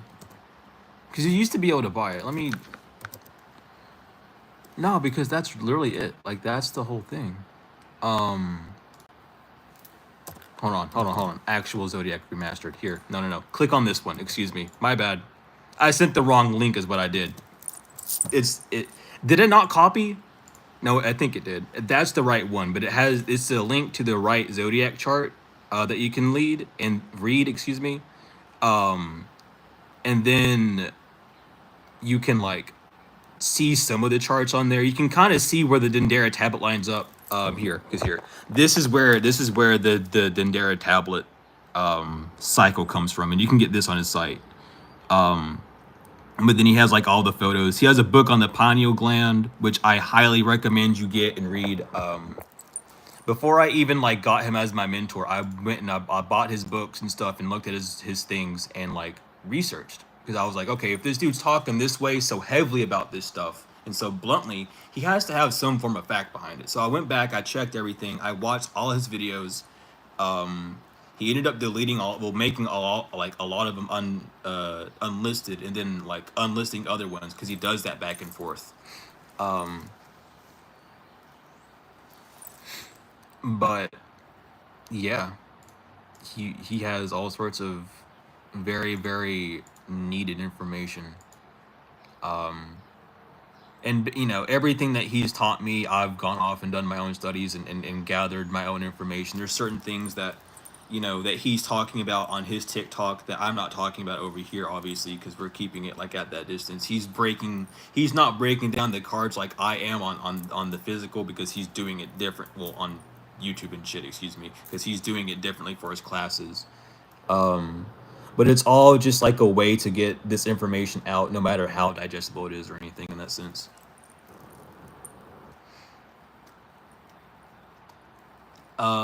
But yeah, welcome in.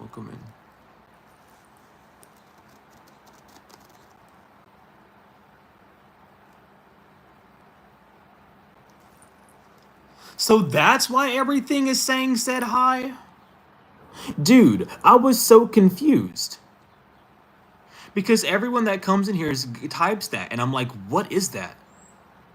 It's like, I was thinking that people were turning into bots for a minute. I was like, what the hell is going on? Like, is there a bot that's like mimicking people's accounts? Because I didn't know like what was going on, because people would say that. And I guess that's just like a YouTube thing, I guess, like, to promote engagement, I guess, which is good and cool. But I would like a warning. Like, I didn't get an email or anything about that edition. I don't even see. They don't even update about nothing. They don't want me working on their platform no more. They don't want me working on their platform no more. They said, get off of here. We're tired of you already.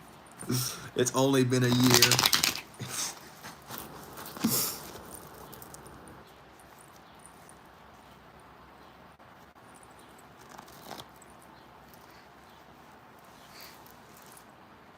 But yeah, you can go to that website and get a bunch of free stuff as well from like there's a lot of stuff on there that he has for free. Following him on TikTok, which is literally just a spiritual hobo, is very beneficial. He doesn't post much on YouTube. He's gone viral on TikTok. So he's doing TikTok stuff and teaching them. And it's so funny because I popped into one of his lives one day and he's still talking about that. He's still like teaching people so many things that like, it's just so funny. Because there's so many people in the TikTok lives that know what he's talking about, because most people in there like either students of him or like known of him, right? And it's so funny because I went in there and they're like, so what's the deal about the ego? And he went on this whole like 30 minutes, same thing as me, basically 30-minute spiel about the ego and what it is, and said, y'all need to stop. It was, I'm fucking like, it's so funny. It really is. But like, he teaches all sorts of stuff. He doesn't go about the cards. He talks. He answers questions. Obviously, his chat's like constantly running though. So he's always like talking about stuff. But he teaches. He knows way more than me. I'm being drip fed whenever I can. He's busy with going live and streaming, so we don't have time for classes, which is fine because like I'm far enough on this journey to where I can do the deep divings on myself.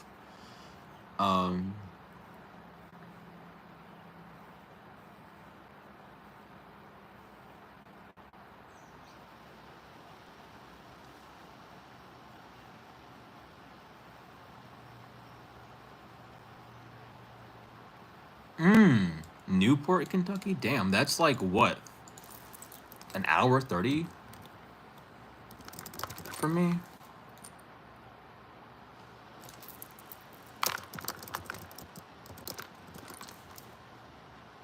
Yeah, it's about an hour 30 from me. What the fuck?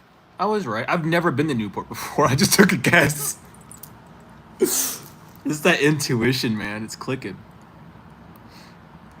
But yeah, I'm in Richmond. I'm in Richmond, Kentucky.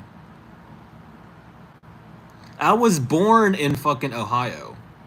I was born in Columbus, Ohio. I'm a Buckeye. But I moved to Kentucky when I was like 4 months old. I actually no, I moved to Kentucky. Shit. No, I did. I moved to Kentucky when I was 4, but I wasn't like registered residence until I was 2 years old. Because my parents were running an adoption agency and no one adopted me, so they just took me in. I was the last child that they had, full on and fully, and it was a magical experience ever since. In Corbin, I haven't been to Corbin either. But like I was in Stanton, Kentucky, so I was in the boonies, bro. Like Clay City, Stanton, I was in them. Not like the boonies, but like we had haulers and shit. You know, if you know about Kentucky, you know about Clay City, at least with like the floods and shit. You should. You might not know about Stanton. No one knows about Stanton. You'll hear Stanton and go, the fucking like nature park, the natural bridge. Yeah, like fucking 30 minutes from there. Like we're close to Irvin, dude. Like what? Like People just don't know where Stanton is. It's hilarious. Like, you know where Bowen is? Yeah, I know where Bowen is. You know where Stanton is? No. Just drive a little bit for like 5 minutes straight, and you'll be there.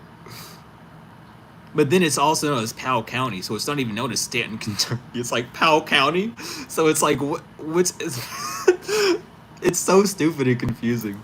Because I lived in Powell County, but my area of residence was Stanton, so that's why the cops couldn't find me. Because Stanton has the worst fucking like, well, Clay City's worse.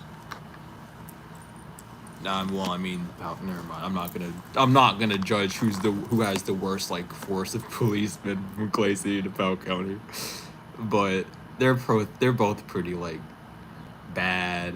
They got like KKK groups in the police in fucking Powell County and Clay City. They call themselves the Boys. Like, actually, there's a little bar that they meet up at. That my friend showed me. We went on a road trip. I love Mammoth Cave. That's the one place. Listen, if you're going to go to Kentucky, go to Mammoth Cave. You just go to Mammoth Cave. Don't go to Mammoth Cave. Go to Mammoth Cave. I would say go to Natural Bridge, but they charge you to go there now. They made it like a full on, like, you have to pay. Like, there were so many trails and shit on Natural Bridge, but you, like, it's so bad. Like, they had a pool you could go to and everything, and, like, all sorts of stuff. They held, like, powwows and shit there. That was my first powwow I went to, was at Natural Bridge when I was, like, 5 years old. And then after they seen how much I enjoyed it, they're like, okay, well, we need to tell you that you have Cherokee in you, and we're gonna take you to, like, an actual powwow now. And it was fucking crazy. I went to like a full on like Indian reserve. I got like a whole like saging and a smoke reading done, and art. I got a lot of shit from that adventure. But that was when I was like young. I haven't like delved into those roots in forever. Like, I've talked about a lot. Like, nah. So you know what I'm talking about, then, Lucy. All right, we love to see it. That shit real. I didn't believe it at first because, you know, I never heard of it. And then like they took me there. I was like, oh no, like, no, that makes so much sense. Because then I started looking at the police that I knew there. Like, oh, word, that's what's up. Like, now it makes sense. Because it's not like they don't meet up in Stanton. They don't meet up in Clay City. They meet up like what, in Corbin or Irvin, like somewhere around Irvin or somewhere. It's like on a back road in one of the counties. I would love to have a retreat, dude. That's genuinely, like, I would love to like try and do something like that. I just think it would be so fun. Like, even if it's just at like a normal campground. Like, if I could just find like a campground here and just do that or something, or a campground somewhere and do that, and just like do like a whole like healing thing. If someone knows a lot about herbs and plants, we can just go hiking and then get taught those things, you know. Just have a whole retreat where we're just learning things, healing, and just, doing that. I would fucking love to do that. Like, it would be so cool. It'd be so much easier because, like, I don't know, just to teach people like that. I don't know. I've had that idea of having like greets and stuff like that for a while. I've only literally been doing this for a year, but I've had these plans like ever since. Like, I just want to have like a retreat or like a gland or something for us to be on, like a reserve or something.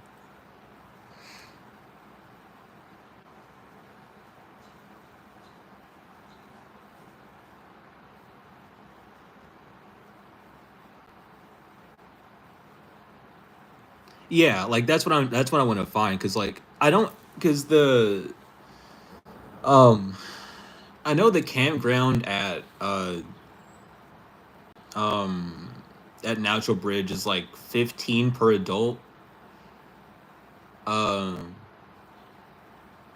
I went camping with one of my friends and we paid $30 to go camping for 3 nights. Well, it was like 30 per night, I think, or something. I can't remember. It's been years. It's probably not the same. But if I can find somewhere, see, that's the thing. If I could talk to my sister, because she works at an RV park close to Natural Bridge, I could probably get her to help me with that. But I haven't had contact with her in forever, and I don't know how she would feel with me readily messaging her.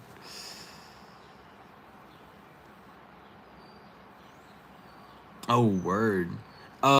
My sister works at like, I forgot what it's called. It's like RV. I think it's just called the RV resort. If I look up this, it'll probably pop up. It's called, yeah, it's called Four Guys Park. That's where she works. There's actually like, there's log cabins up to where I used to live at that you can rent out and stuff. Actually, they have like cabin rentals up there. I don't know how much they are, but like the dude's like a family friend, so I could probably get a discount for that or something. I don't know. It's a whole bunch of stuff. Wild camping is still legal in Scotland. Damn. Wild camping is like legal some places here, but you have to be careful.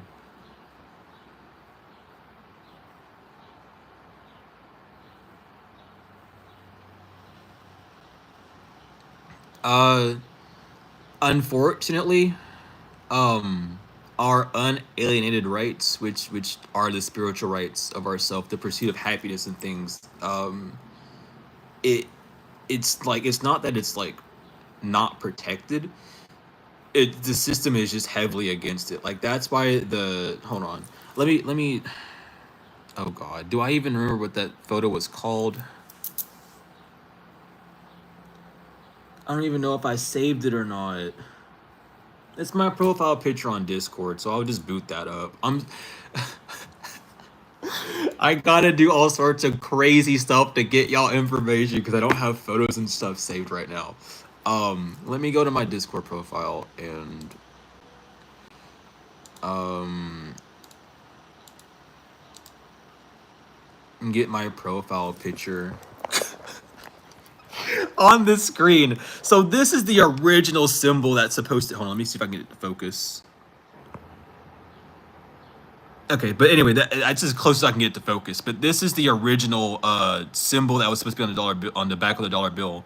Um, it's the it's part of the Moorish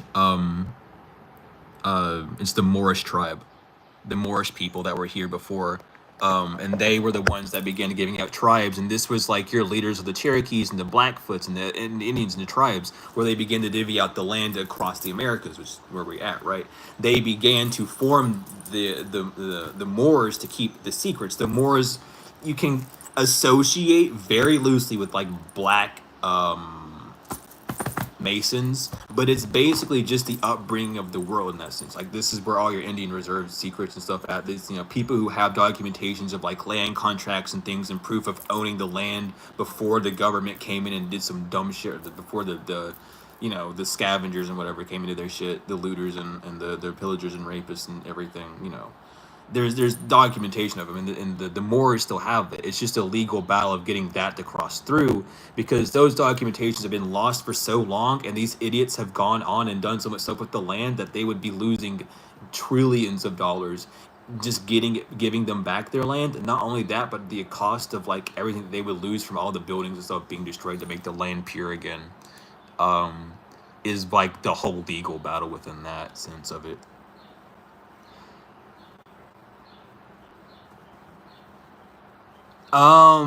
Shit. Who? What is in Ohio? Oh my God, Nate went to play there.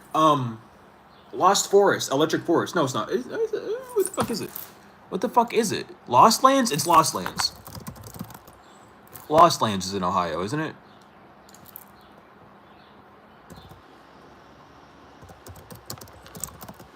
All right. Yeah, Lost Lands is in Ohio. It's a three. Yeah. Right. I think. Yeah, it is. Yes, it's in Thornville. I don't know why I keep second guessing myself. How do I get the Discord? You just download the app. If you want my Discord, I can just like post it in there.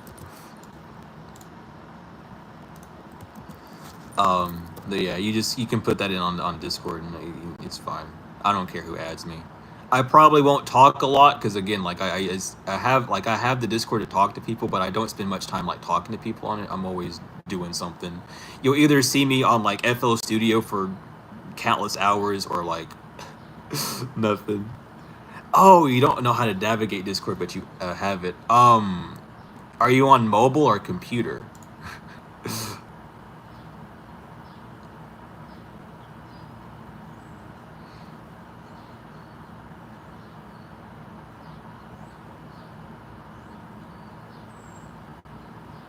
Mobile. Okay. So, damn. Can I remember what mobile looks like? Yeah. Okay. So the bottom ribbon. Here, actually, let me just do this so I can give you the invest. Okay. Sorry for that.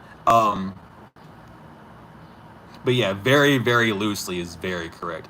A lot of people associate them heavily with them because, you know, of like the secrecy of like the Moors and stuff and what they did and the things that they held and the fact that they have the, um, oh my god, the fucking, the killer clowns from outer space wear them now because they're like the white Moors or whatever the fuck. And they think that they have the right to the land, but they don't. Um, but you know what I'm talking about. I think you might know what I'm talking about, Lucy.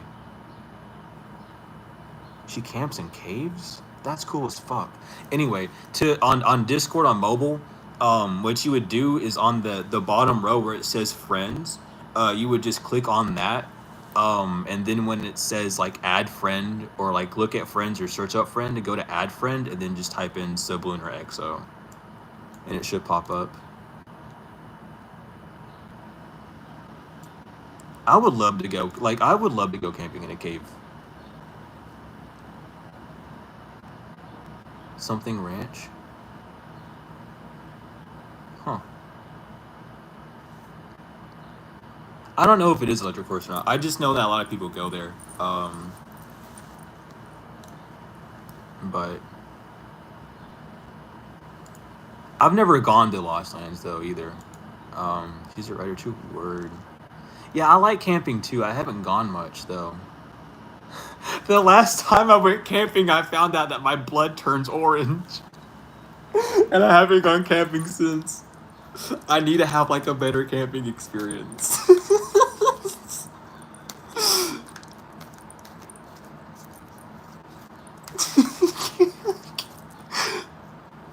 I cut the bottom of my foot and started bleeding orange. I was like, oh nah, this ain't it. Oh my god. That shit was so funny.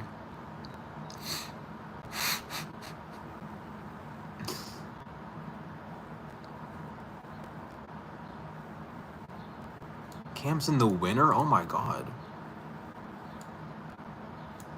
Bet, email me if you need to, unless that's not to me. But if it is, go for it.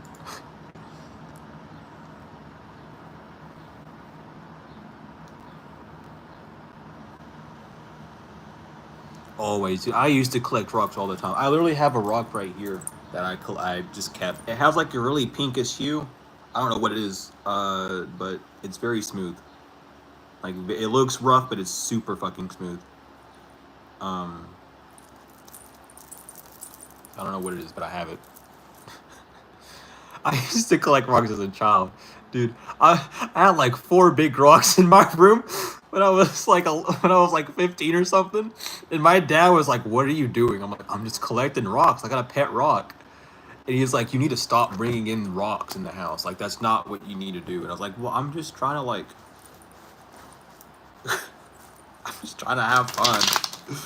I actually mailed my rock to one of my friends as a joke to take care of him. To take care of it, and they actually did, and they brought it back when they came to visit me, like a few months later, which is really that was like the funniest thing that ever happened.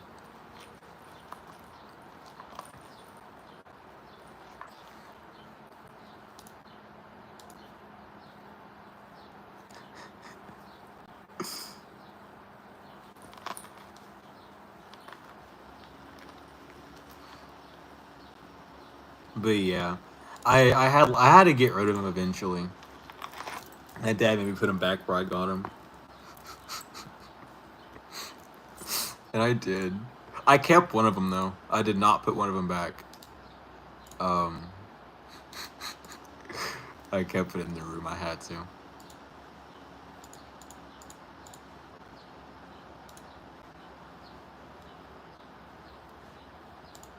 The only reason I had to keep that one rock is I had a few like symbols drew on it, so it was kind of like a protective stone. Because you can do that. Like if you here, I'll give you a trick. I'll give you a little tip. If you draw, the 4 angels like Michael, Gabriel, Raphael, and Uriel on 4 rocks, and put them in the position that they're supposed to be in, you can form like an angelic protector barrier over four corners of anywhere, and it can stretch across like a whole house, or it can stretch across like an apartment complex from all the corners, but it needs to be placed within the four corners of the areas. And as long as you place them there, like have the sigil, you can place a sigil down, and you don't have to like make the rocks visible. But if you do that, that's a whole like protective dome you can create over things. And also, if you are of like a religious faith, if your branch of belief is the most prominent in an area, you can use that to your advantage by calling upon the powers of that, surrender to that type of force, and use that to your advantage.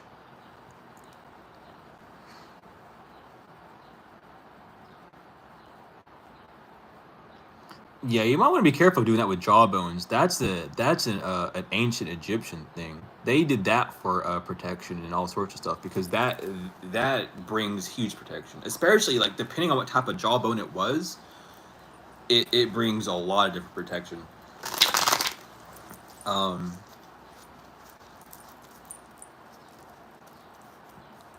You can have some protection. Like let's say, like, shit. How would we? How would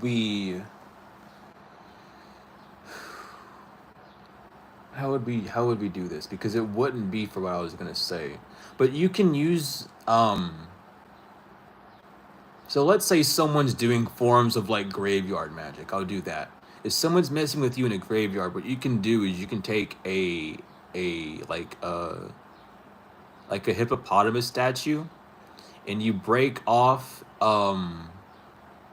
three of its legs. You leave the left leg and you break the front right leg off. You break the back right leg off and the back left leg, and place it underneath your bed, and that can act as a protective barrier from Tara Wet. But you have to call upon Tara Wet, and ask her for that protection, as well. But you can get protected by Mother Tara Wet by doing that.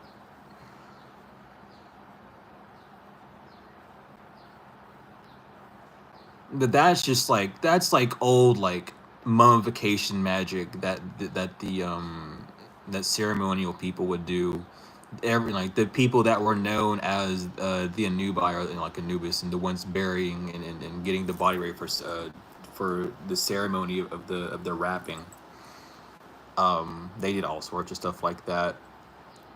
They took jackal bones and dog bones and drew symbols on it and placed them all around the casket. They put the hippopotamus below. They would wrap it up in linen, actually, and then put it within the coffin as they were, doing everything to make sure everything stayed safe.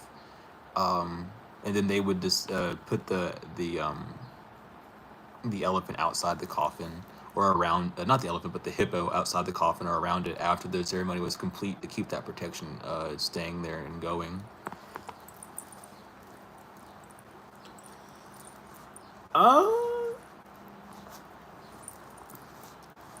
I mean, rocks are it's a crystallized form of something. It's a mineral. It can hold information. There's liquid in rocks anyway. Like, it might not be in the form that is recognized, like in the state of being, liquid, but it is there. It's just solidified. Same thing with like food, like bread and stuff. That has water in it. It has moisture in it, but it's not seen. But you can still speak into it, and that moisture will recognize it and accept it.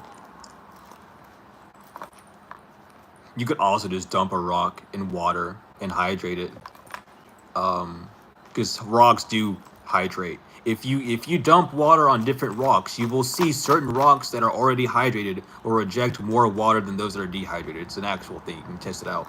But yeah, they got it, and you can do that and do that with it as well.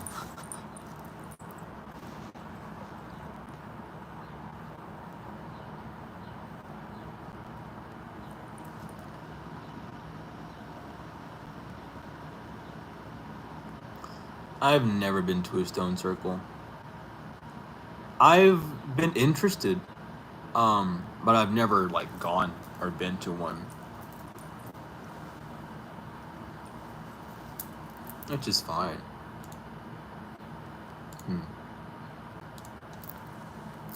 I need to. I really want to at some point.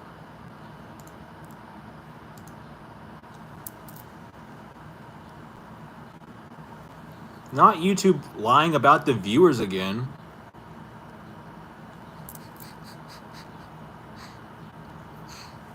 There is not 2 of y'all in here. Why does this shit happen? I think it's funny.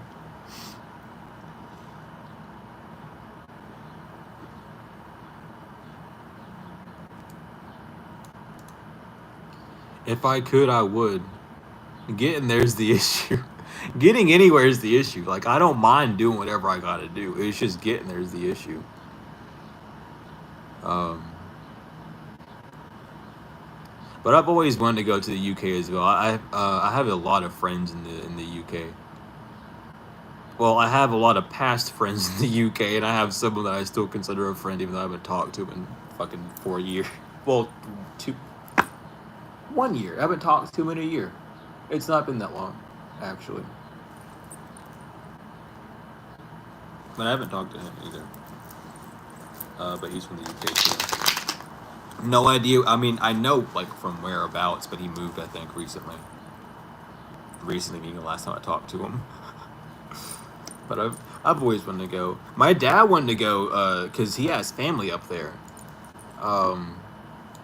He's a New England boy. He got family in the UK and all up through Massachusetts and Maine and all of them. Yeah, I've always wanted to see that Stonehenge. Like that's, you know, usually the one everyone says you have to at least see this one. I'm pretty sure that's the one everyone usually shows in like examples of Stonehenges too, if I'm not mistaken. I don't really truly know.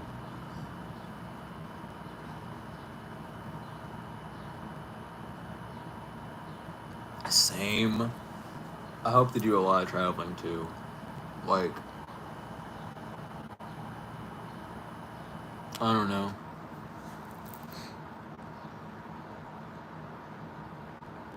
I need to travel and study. That's what I want to do. I want to see these artifacts up front. I want to go underneath the Sphinx's paw. I don't know who I gotta talk to or who I gotta get in contact with to go underneath the Sphinx's paw, but I'm gonna find out who and I'm gonna do it, or I'll sneak in. I don't care.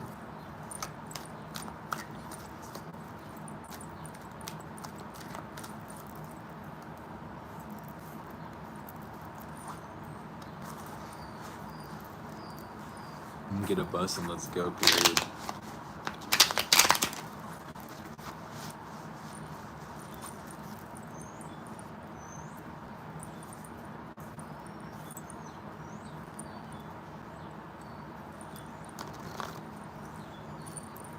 Oh yeah. We got minerals, dude. Like, even at Mammoth Cave, they have like a whole thing of like you can go like crystal farming. We have crystals and all sorts of stuff you can look at and get, like authentic ones.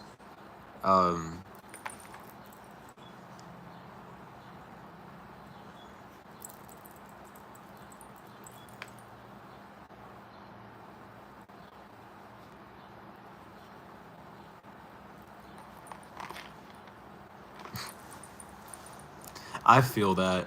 That's my issue with like getting like geodes and stuff. If I ever started getting geodes, I'd lose my mind because every time I would see one, I would have to like struggle with breaking it or not.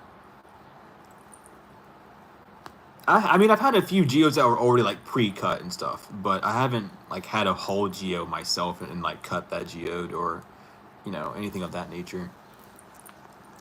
They are so cool.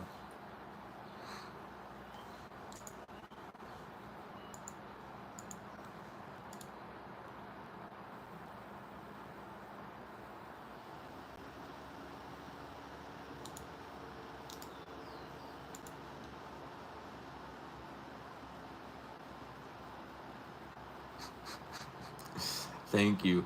We'll sneak. We'll get a whole gang of people. We'll sneak in somehow. I don't care.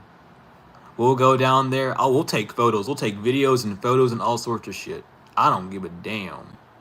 We'll break that shit open.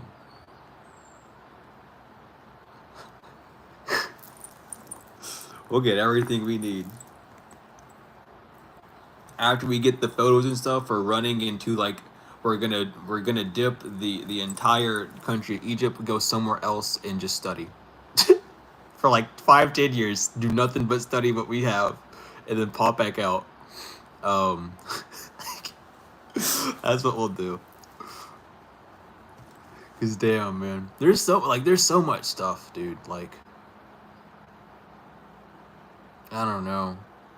I mean, not only that, but like the Isles of Horus and the Isles of Isis and stuff. That aren't even in Egypt, but like the artifacts and stuff that stretch all the way in like the Africa and stuff, within like the lore of Isis and the Anunnaki and stuff. Like, dude, we could like, if we really wanted to have like a whole like learning about the Anunnaki and the Sumerian secrets and shit, all we would have to do is go like a few things. Ley lines.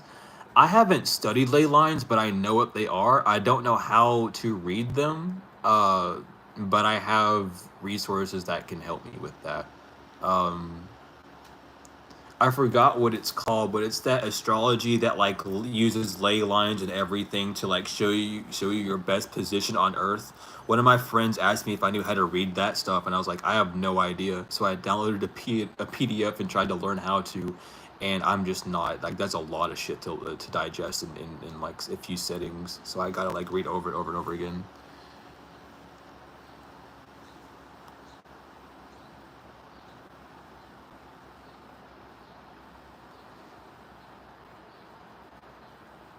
Yeah, it's not astrology, but there's like some form of like Western work where you can use the astrology platform like that. It's a weird thing. It's like, what is it called?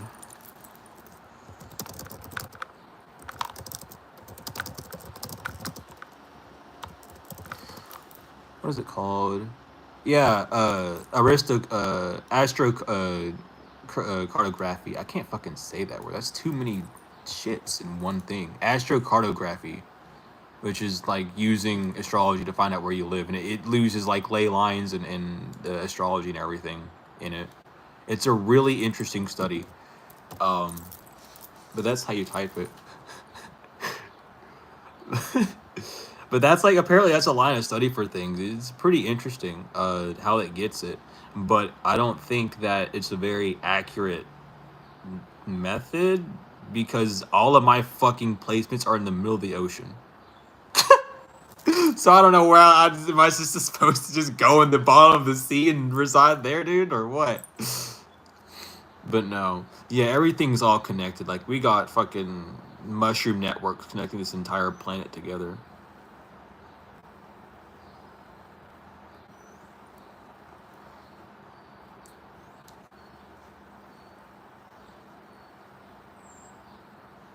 I would love to bust open a geode, though. It seems very exciting.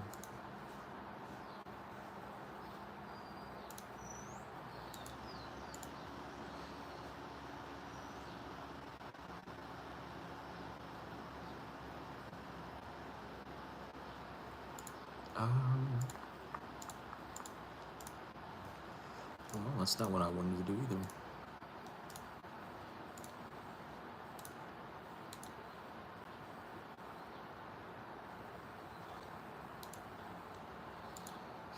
Wait a minute, what? Timestamps? For what? Oh, I don't need that. The fuck?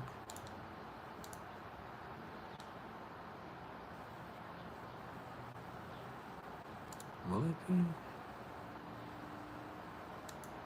I guess I won't do that then.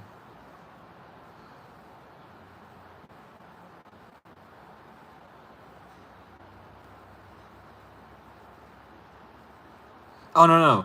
This is for graph making. This is like for something different than like reading cards.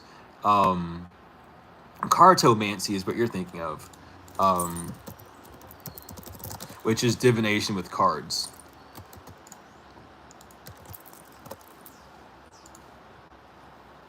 But that's cartomancy. Astro astrography. I'm just gonna say it that way because fuck it. Is something different. Yeah, the 52 playing cards.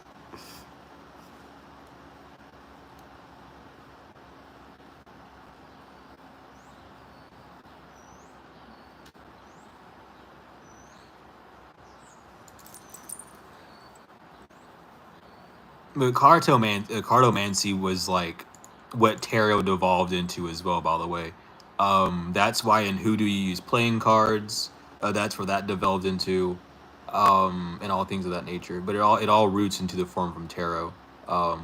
Like card games today that we have, the reason why there's four suits and an ace, a queen, a king, and a joker in the deck is because of tarot. It's all there.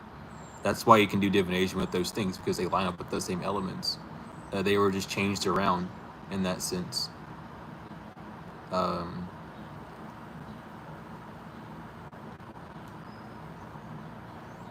Geomancy is a thing. Geomancy is a real thing. It's using rocks, sands, shells, anything of that to do divination. Even dice can be considered geomancy, but it's about reading the patterns that the shapes make on the ground, and they give the answer in the direction of what needs to happen. But there's all sorts of different types of geomancy in that sense.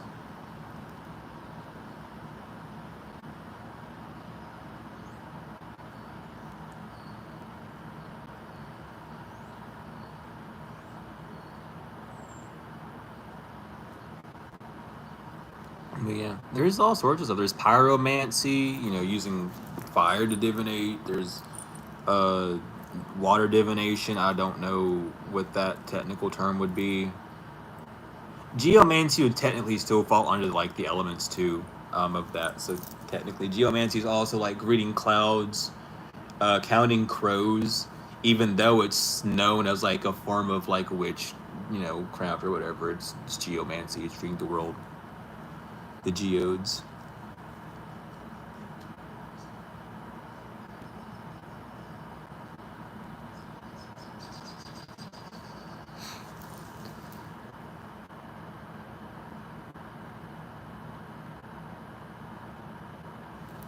What's going on with this?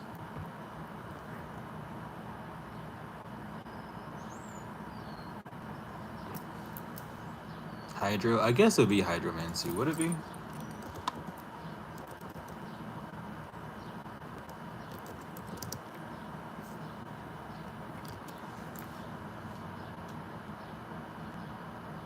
Yeah, yeah. That's what it's called. That is hydromancy. Thank you for telling me the word. It just was not in my mind.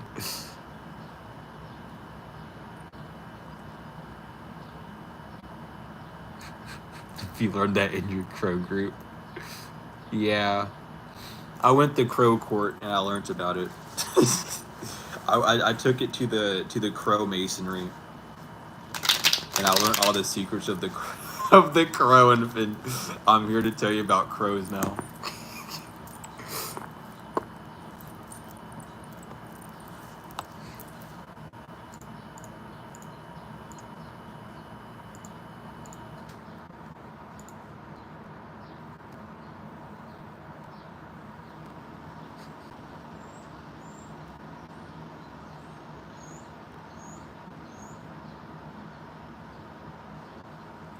Yeah, I had to Google it too, just to see.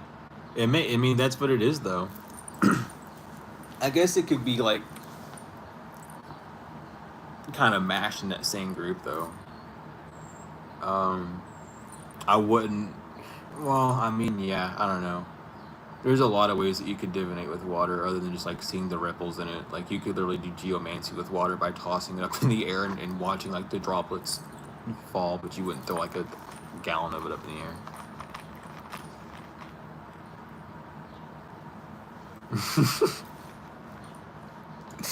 Everything I needed to crow. It's perfect. As long as I'm not croaking, I'm fine. But if I crow, it's cool, I guess. What does it mean to crow? Hold on. Let me make sure. What does it mean to crow? I need to know this real quick. Oh, it's just a streel. It's just that it doesn't mean anything. Damn. Oh, to talk proud about? Oh, in an annoying way. Okay, cool.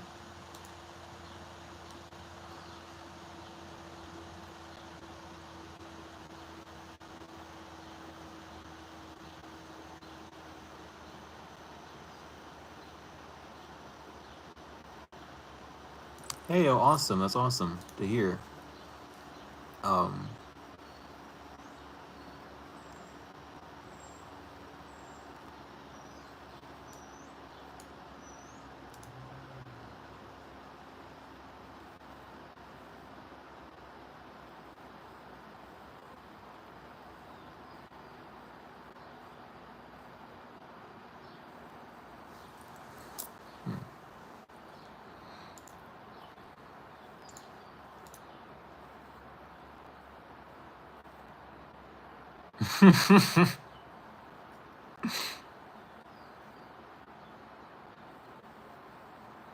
yeah, there is that thing of eating crow. What is eat? I don't even know what that means, but I've heard it a lot. Oh, humiliation. Cool. Admitting when you're wrong is eating crow. Wow.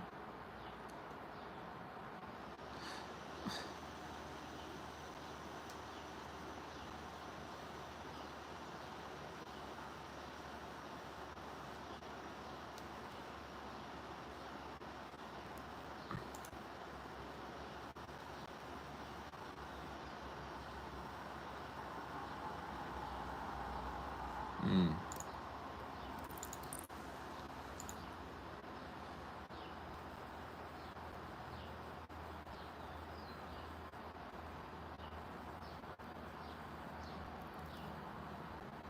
Well, yeah, all around, very glad to hear that everything went well and is going smoothly for that.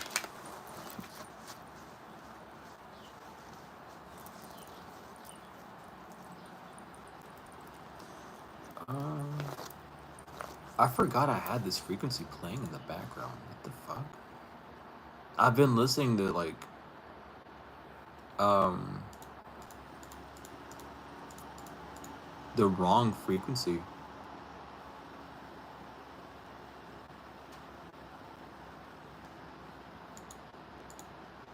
That's cool.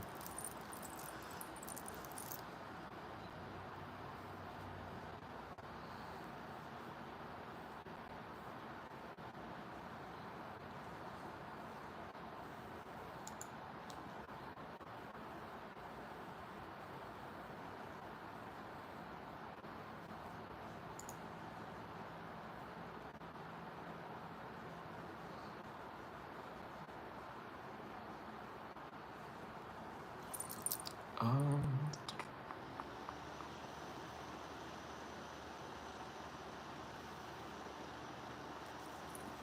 is it to spite? I don't know. I've said both. I've said both because I really don't. I've never like looked up the saying. I've only gone off ears, so I've always said like both.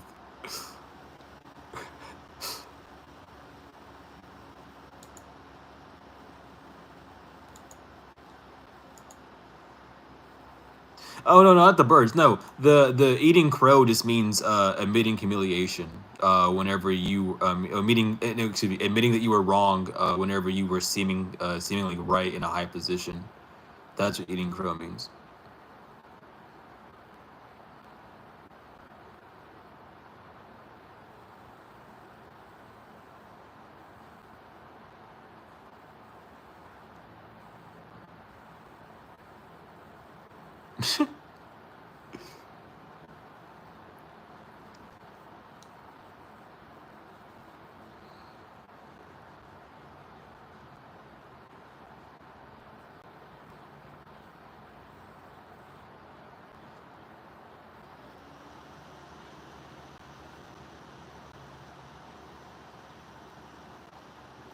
I'm not too sure what the saying means. Cutting your nose off, spite your face.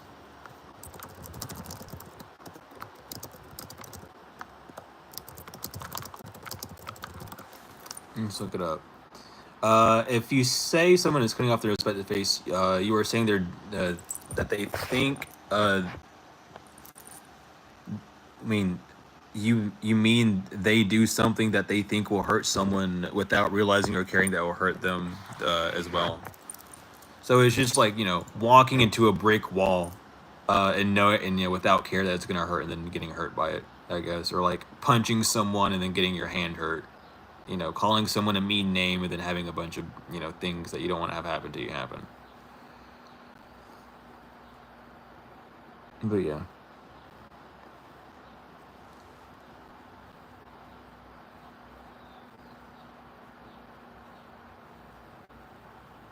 No. I'm listening to like an actual frequency. Here, like I'm listening to 432 hertz. Right now. Um, the virgin stuff are outside. Um,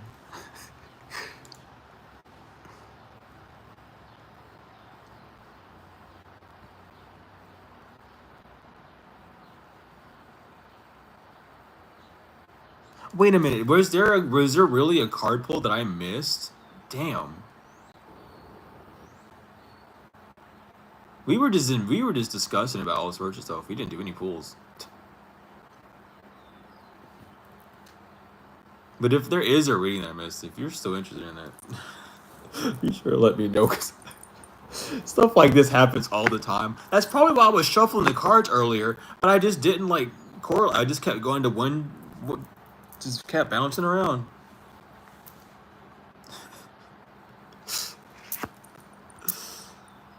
Oh my god. Well, if you still want the reading, I can still do it. Dude, man, at least I wasn't sidetracked by pickles. I will never forget. I was preaching about buttered like pickles that one day.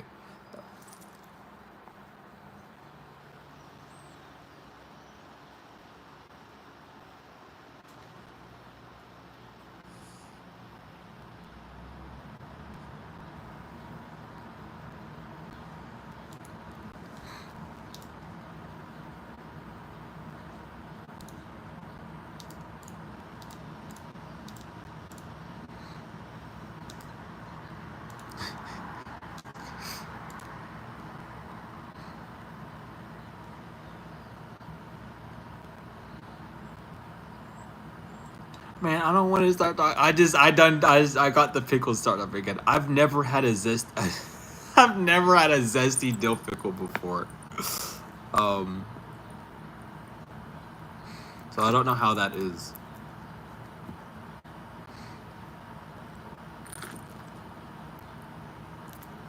Yeah, I know. It'd be like that over here.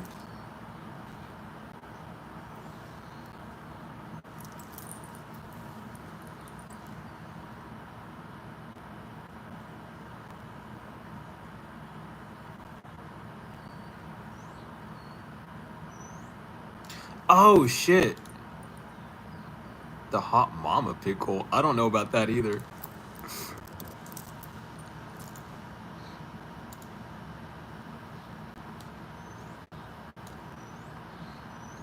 That makes me laugh because that's like the phrase "hot mama" is an inside joke between me and one of my friends. So when I read that, I couldn't I couldn't help but to laugh because I was like, "What do you?" Like, I was like, "Wait a minute." I thought you were in on an inside joke for a minute. I was like, "What do you know about that?" I got really confused for a second. Wait a minute. What the fuck? Hold on. What? No way. This is real? I've never seen these before. What the fuck? I actually have to show my friend this now. Hold on. This is probably not a good idea, but...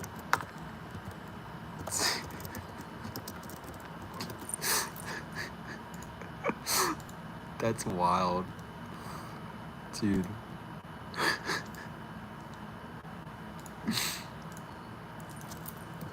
Hold on, I gotta send this photo to him real quick.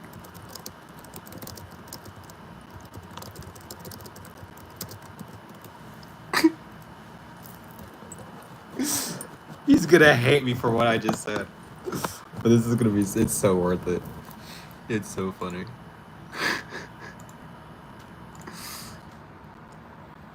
No, I swear, I don't know why. Cause I've never in my life heard of Hot Mama Pickle. And I was like, how did you know about Hot Mama? But like, the story behind that is, we have like a joke alias that we make music under, and it's just stupid stuff. But we have like a whole world, and we were gonna submit it to Adult Swim as to be like a cartoon to have on there. And one of the characters was called Hot Mama. And the main character Miller likes Hot Mama, but he can't be with Miller because he can't be with Hot Mama because Hot Mama is dating someone named Steak and Pigeon for some reason. That's his name. He's a pigeon that wears a gold chain with a steak on it. And I was like, how the hell do you know about Hot Mama? Who told you? Which one of my guides told you about Hot Mama? But regardless, that's funny as hell. I had no idea. But now that I know that Hot Mama has been turned into a pickle, I think that leaves a lot of opening to try and spark back up the Adult Swim rabbit hole with the project. I've never made pickles, but we used to grow cucumbers. My dad used to.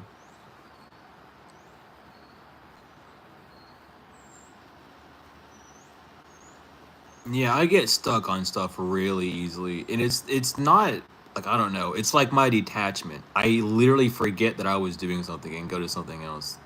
I'm not like diagnosed ADHD or ADD. I don't know if I have it or not. I don't know what I have. I'm just like this. I don't want to label it. I don't want to think about it. I'm just walking through life, being giggly and silly.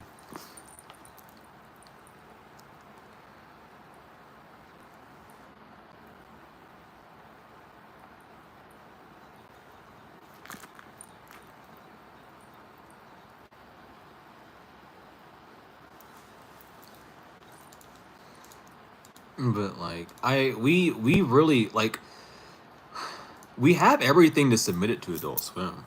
We just need to make the pilot, and he's the animator, and I'm the voice actor, and I have my part done. He hasn't worked on a damn thing. I spent like a week straight, like, well, I spent like an hour recording because I only did it in one take. I wasn't gonna do double takes because it's funnier that way. But I spent like an hour like trying to tweak the voices to sound like good or reasonable.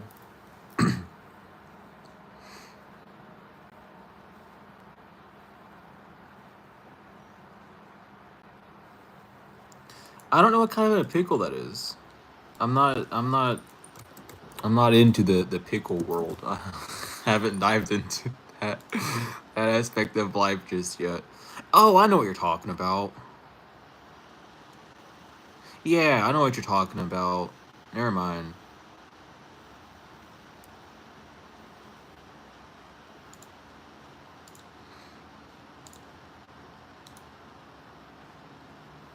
The whole like premise behind the show is the show is called MAM, Music and Madness, and it's basically the dude Miller makes music under Milk and Monkey, which is the stupid alias that we made for the music.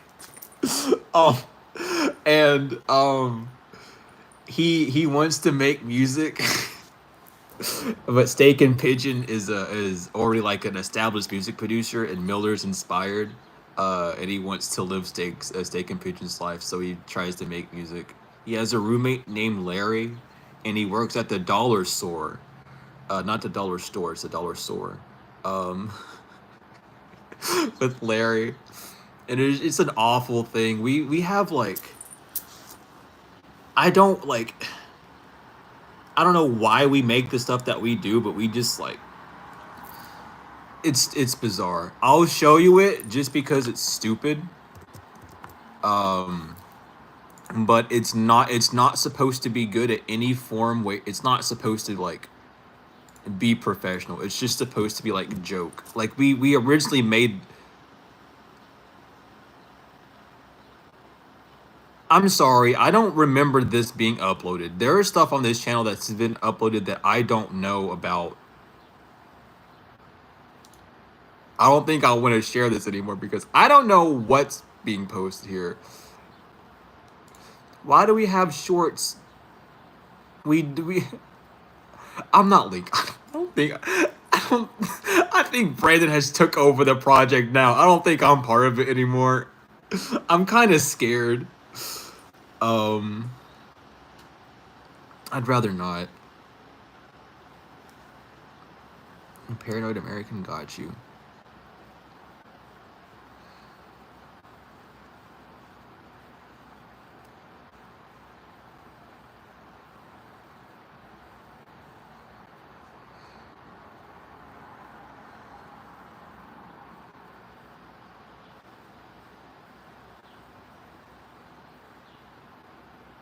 Oh shit. Yeah, that would be really cool. I could probably I mean, Brandon has been wanting to do this forever anyway. Like it's just more of like cuz like hold on. Can I say words?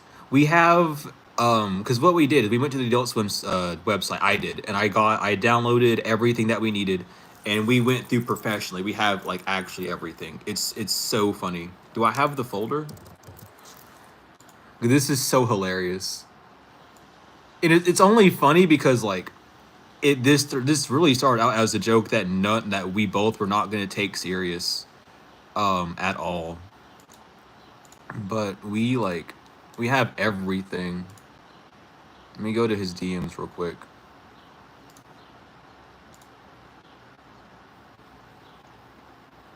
uh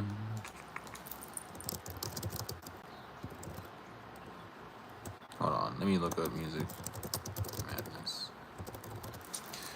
real quick. That's not gonna pop up. Can I do this and then have it pop up?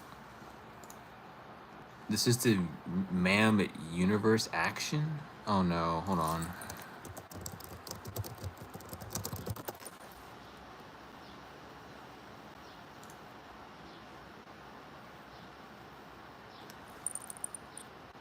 I can't find it. It doesn't matter. Anyway, we had everything like documented properly. I think it's actually in my uh I think it's actually in my documents.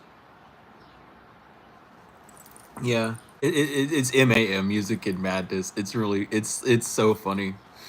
Do we have it? Do it's in here? I need to find it because it's hilarious. It's based in Hardin, Montana. Oh shit. Oh my god.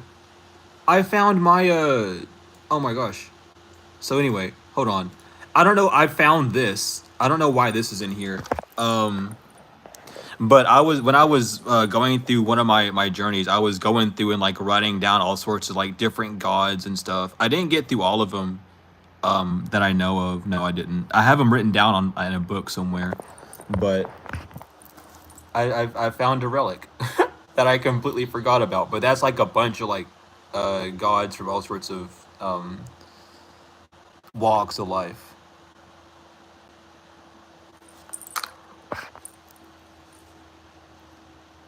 Yeah. Can you get that? For sure. If you email me, I can send it to you. It's not all of them, but it's a bit of them that you can use, to help with things in that nature.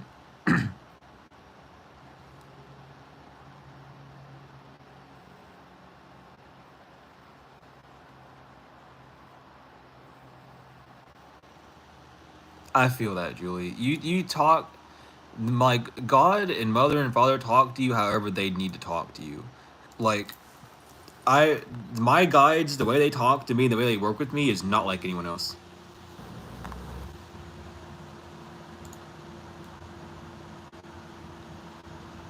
I think they've been blocked too.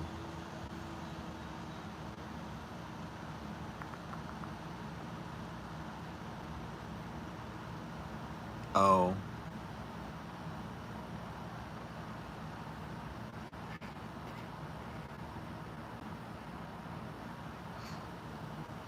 But yeah, hold on. Let me see here. I'm trying to. I don't need to find it. It's not like necessary. Would it be in this documentation?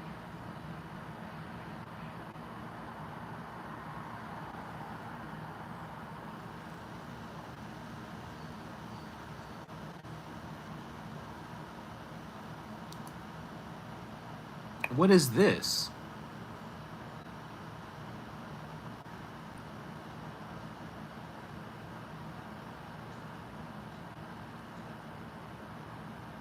Oh my god. I need this. What the fuck? Where has this been? Why has this been in here? This has nothing to do with anything. I've just found something that I need. This is gonna help.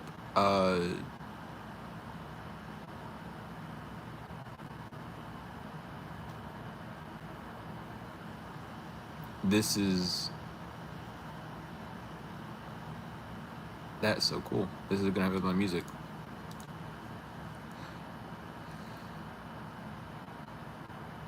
Yeah.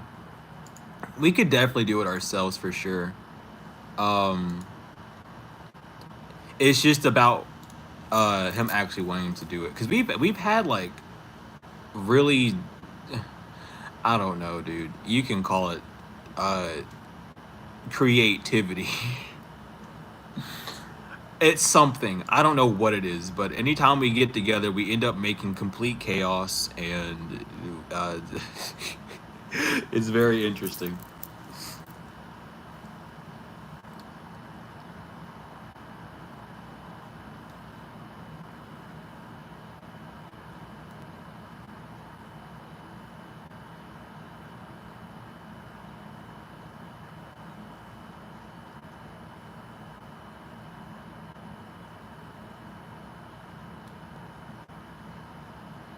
But yeah, you know, it's something that we've like had on the back burner for ages. I don't think Brandon will delve into it until we like talk again.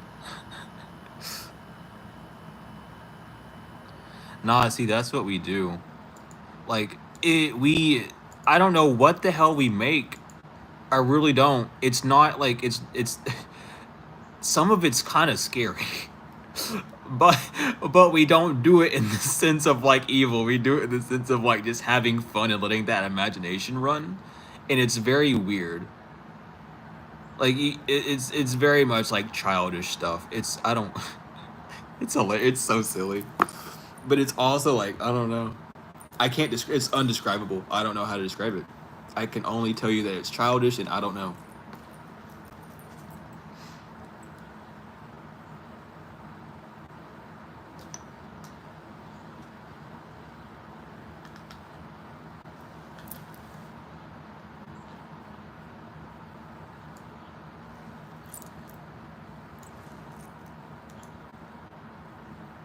You only see your comments? I don't know. I don't know what's going on. I guess the stuff's just going weird again. Cause I've been looking at like what it says how many people are in the chat, and it's like, it says there was 10 and now there's 9, but there's 1, 2, 3, 4, 5, 6 when I check, and I'm the 6th. So there's people showing up that's not showing up. So there's people in here that are cloaked, obviously, and they're not showing themselves. But I can see like who's in the chat now. I got an add-on that lets me. So there's some people in here who cloaked. There's one of them. What's up, Mo? How we doing? How we doing? How we feeling?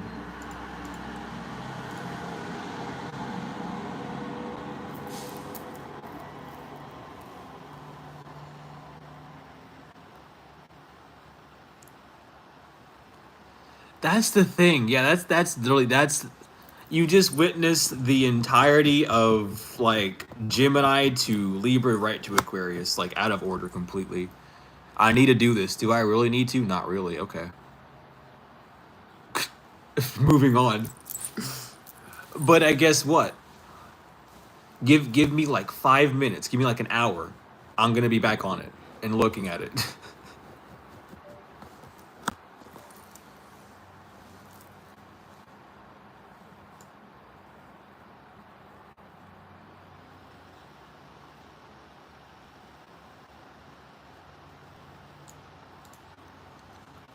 I gotta do it. I gotta do something.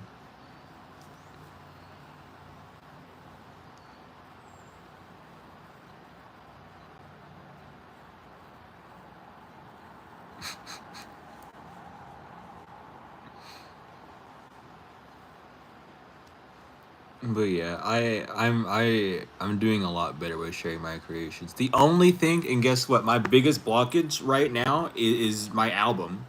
Finishing my album that I've been trying to fucking complete for 5 years, dude. It's been like a huge struggle for me to like actually complete it and release it. I have this really big like perfectionist feeling about it. That's keeping me from like working on a few songs. It's so weird. But it's also like a really deep project for me. Like the songs on the album have literally been, I've held on to them for 5 years, and I've changed how they've sound so much from how they used to. Uh, I actually, I'm pretty sure the first ever music I made is still on YouTube. And it's so funny because when you see the name of like the alias that I went by, everything is just so funny and lines up. It's hilarious. Um oh my gosh, is it, oh right, because it's changed. What is the channel name called again? Wait, hold on. I don't need to do that. I can just do angelic drops. What the fuck was the song? What's any of the songs that I Bubbles. I think Bubbles was a song, right? I think. What? It's not gonna show me my own stuff. Are you serious? Hold on. Um.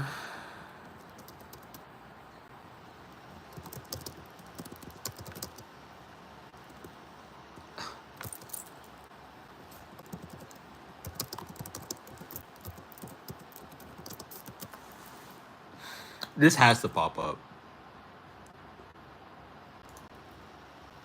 Oh wait, no, because it's probably fucking privated. That's why it's not gonna pop up. They're all privated, probably. Hold on.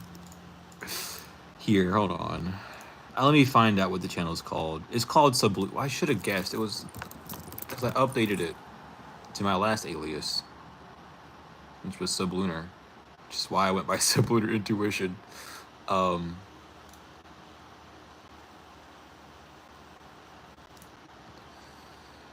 Here, let me do this.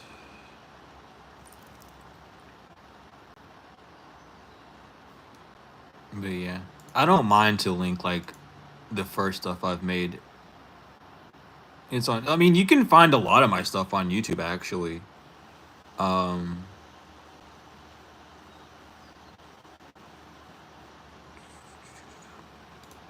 Let me go through and like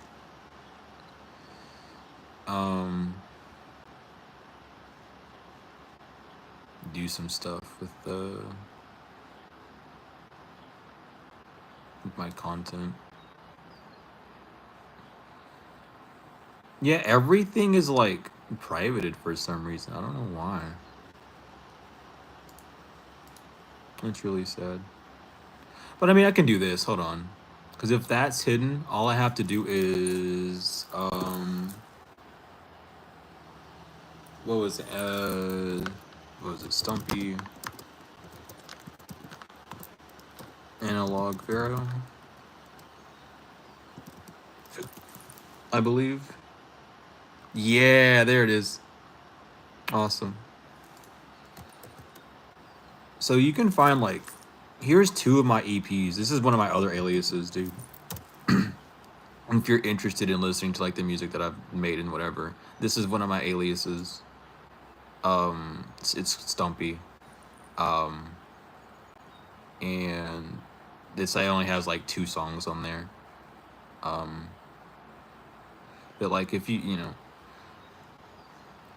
when it's interesting, I've made a lot of art over the years, and a lot of it's just like hidden and not seen.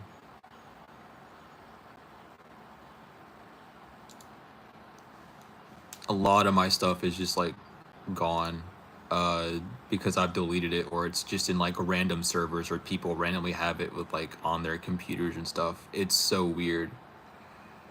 But I want to make like a server and like put all of my music that I can find from like beginning to now in there. And if I have like the project files, put those in there too.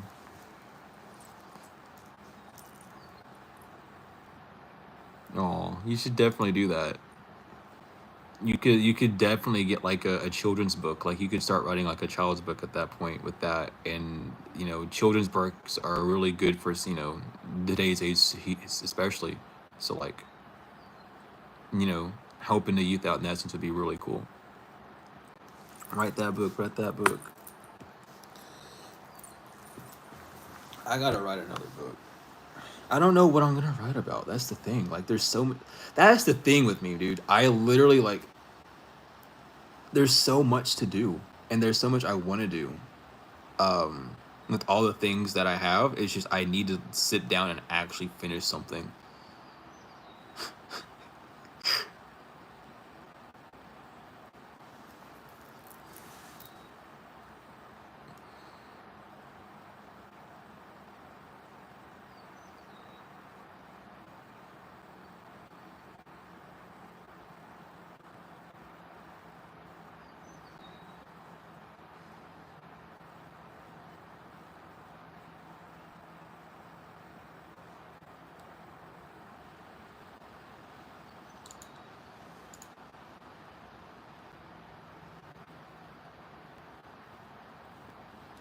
Aw, that's yeah. That can definitely put a doubt, like a damper on things for sure.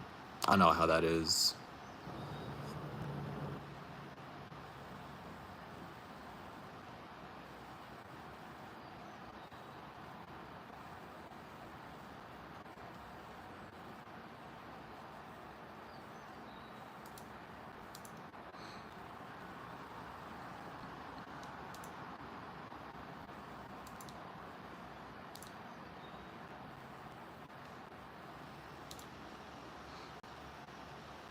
What time is it? Oh my god, it's 8 o'clock. Shit. I should not be here right now, but I still am. I really hope that no one like gets this room. 'Cause if they do, they're gonna be in for a surprise.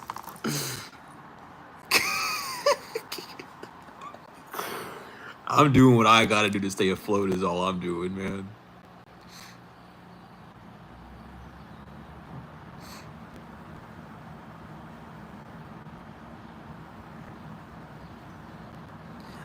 This room better be mine by now or something, dude. Cause like they let me get a few free days. I got like 2 free weeks in total.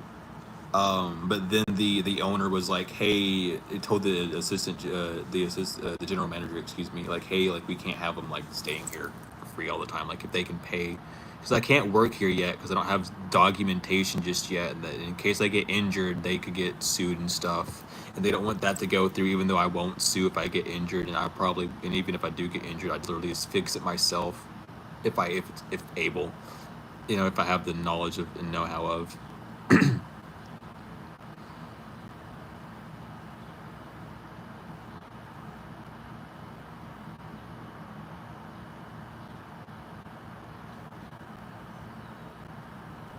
Yeah, the donations is way faster than receiving money from YouTube. YouTube's payment only pays you through the 21st to the 26th, those days, and you don't get it guaranteed unless, you know, it's through those days. So I could get paid on the 21st, the 22nd, the 23rd, the 24th, the 25th, or the 26th. Those are the days I get paid. It's stupid. You can't pull any money out beforehand. It's all locked in there until like your payday comes out. You don't get paid bi-weekly or anything. It's at the end of at the end of the month you get paid. It's awful. Like you should at least do like a buy payment plan or something, because that would really help. But like I guess they don't. I guess there's too much work on their end. Yeah, they do take a cut. At first, I didn't notice the cut that they were taking, but this last one, this last check I got, well, it went to my bank immediately, Chime. Um, it was, I think it was, what was it, $400 or something for that month. And I only got 200 of it, which was fucking weird. I don't know why they took that much out of it. I only got 200 of it though, but it said all 400 cent, which makes no sense to me. So that's what's going on with the YouTube situation on my end. They're just not funding me. They're shadow banning me. They're not giving me my money. They don't want me here, but I'm gonna be here anyway because I don't give a fuck. It literally, I don't even like. I do not care how much anyone donates. I truly appreciate any account. I mean, any amount that gets donated.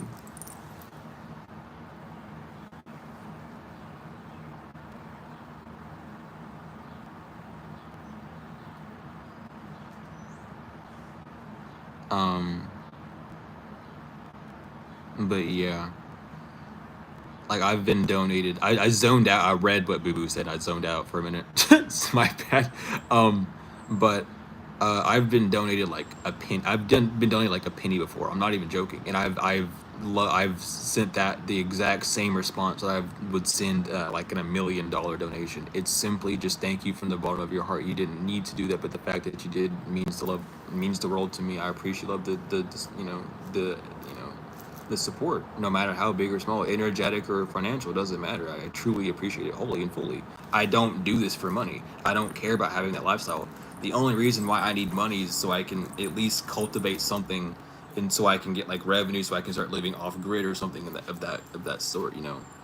Because I'm already like, I'm planning at some point to just build like the Wi-Fi adapter with the copper and stuff, and doing things of that nature. I don't want to like,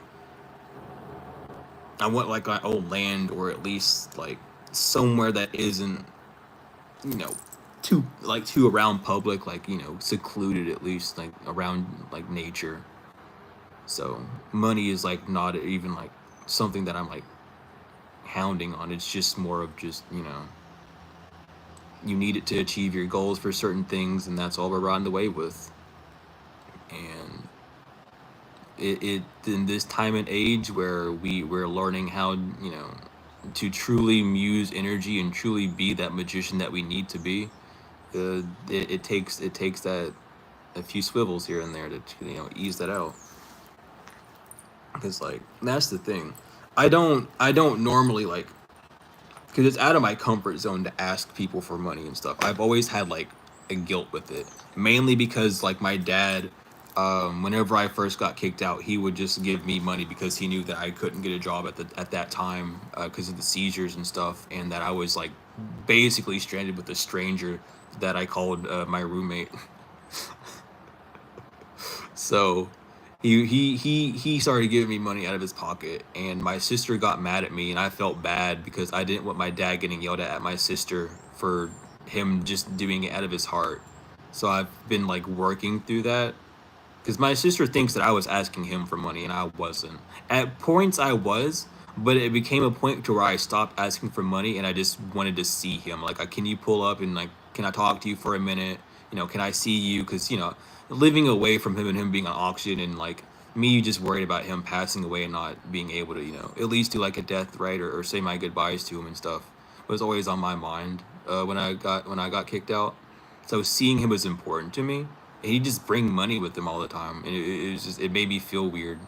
So I've like had to rework that in myself, to not be afraid to ask for help, because I got help before when I really didn't ask for it, and it damaged that um that solar plexus and root chakra like connection for me to like believe that I could actually ask for things like that and not be seen in a certain, you know, way or however.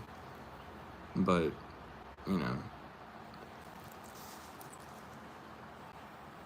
Yeah, exactly, hidden. Like, it's the thing. I used to feel weird about asking for money for the gifts that I have, but that's like, again, like, that's one of those things you gotta get overcome. Like, you have these gifts that are given to you for free that are activating within you, and all you have to do is study with them and learn with them and practice with them. And that, in its sense, is your God-given gift to get your abundance, to receive what you're wanting, to bring from heaven to earth what you're desiring, you know. But I overstand like not wanting to. Some people think it's an impurity for sure, but you know, at the end of the day, even God knows that we need to do something for money. And if we have a gift that we have, it is obviously going to be from God. You know, it's important to just, you know, do what you feel comfortable doing, but don't self-sacrifice. Like, you know what I mean? It really comes down to that. It's difficult because it's uncomfortable, but it's a healing and learning spike that we have to go through as people.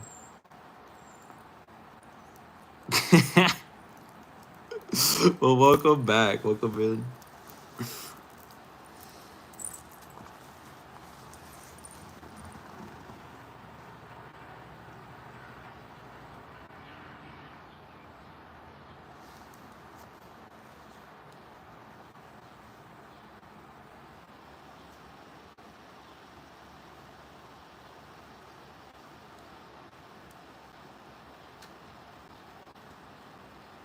Yeah, exactly. And like that's what we're here to do, is to cultivate our gifts. The fact that you know, let's say you know how to like make jewelry and, you know, and crochet and stuff. That's your gift. That's what you do. Not all gifts are in that sense of being like the clairvoyances and stuff. Your gifts is being able to walk, breathe, and blink, to see. You know, having good eyesight's a gift. Let me tell you. Someone that has bad eyesight, let me tell you.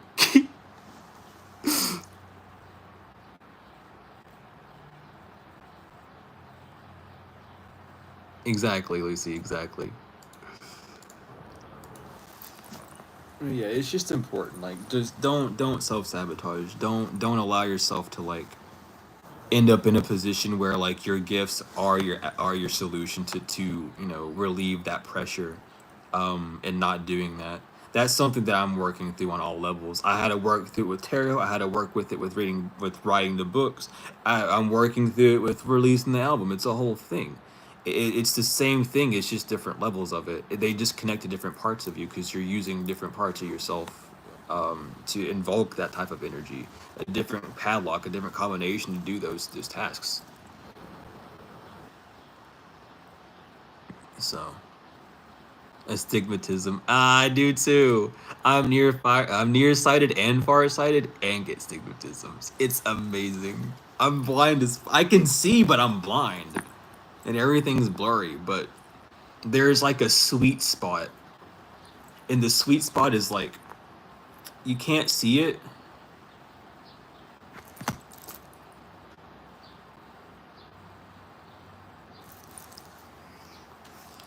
I'm sorry. I'm sorry. Someone just like I'm done. I'm done with life. I don't know what that was supposed to do or mean, but I'm done.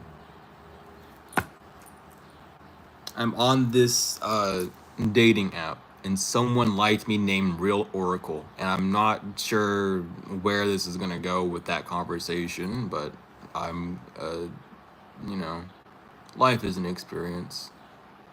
It just did not expect to see the Oracle pop up on my screen like that. No, someone like liked me on a dating app named the Oracle. I don't know like who or what. And my first response is just like, what the fuck is going on? So that's an adventure I'm gonna have when stream ends, to see what the hell, who are you? Are you an Oracle or not?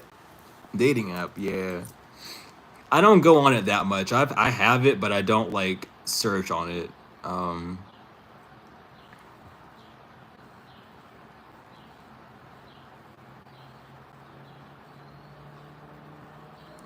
that's so weird having perfect vision one eye, not in the other. I have better. I mean, I have better vision one eye than the other for sure. But I've never heard like perfect in one and then not in the other. That's so interesting.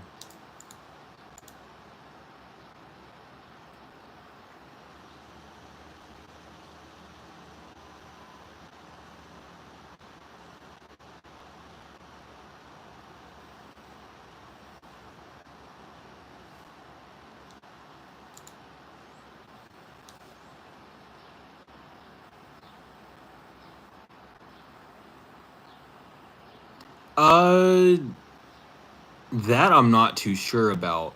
I know a lot of the Renaissance era had the oracles. Um, I'm not too sure where the oracle stands in that whole field of divination. Um, but I would have to ask. Same thing for Kipper decks. I don't know the origin of a Kipper deck either. I'd need to like study those things at some point. Um, But I know oracles were just known as seers. Like those were your actual seers, the ones that could peer into different realms and see things for you and connect you to your guides and other things of that nature. But then it became more of like the card thing again because being an oracle is outlawed with the same thing with being a gypsy.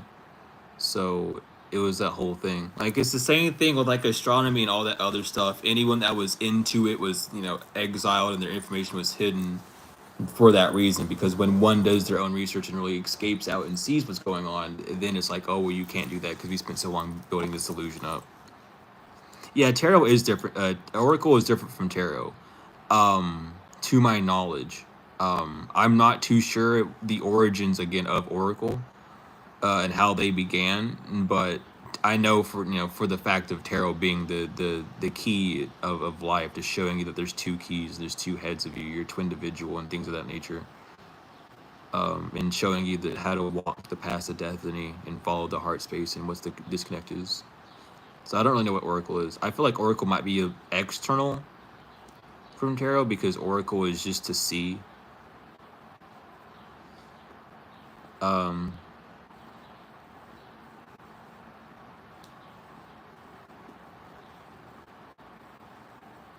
Yeah, I don't know for certain either. That's why it's important questions though, like genuinely, because I mean, that would be the next step. Like, okay, so if this is how you read tarot, then what about oracle? What about all these other things? What about palm reading and rune reading? What about all these other things and where they originated from? Well, I don't fucking know about them.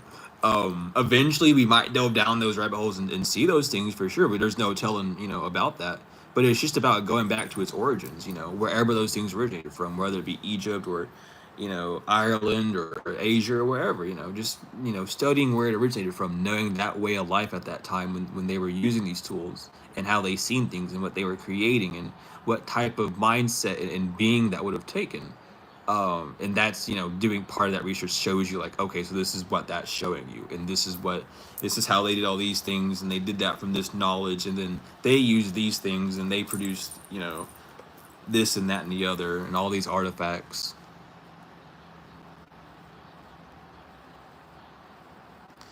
Um, I'm a bit less. I still keep the oracle for about like yourself, but I'm less like strict as it with tarot in that sense. But I do oracle readings sometimes.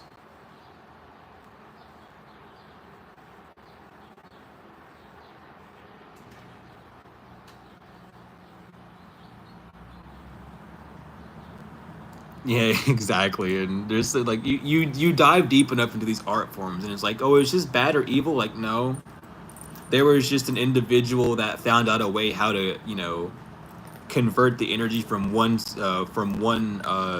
way to another, and they just went off on that path. It's not that it's good or bad. It's just about the spirit of the individual that that's monitoring that power.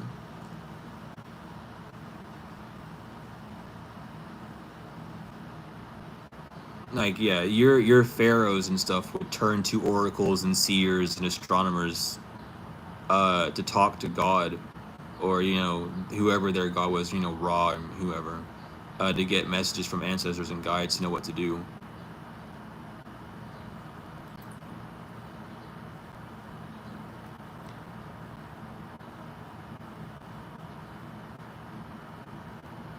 Oh my god.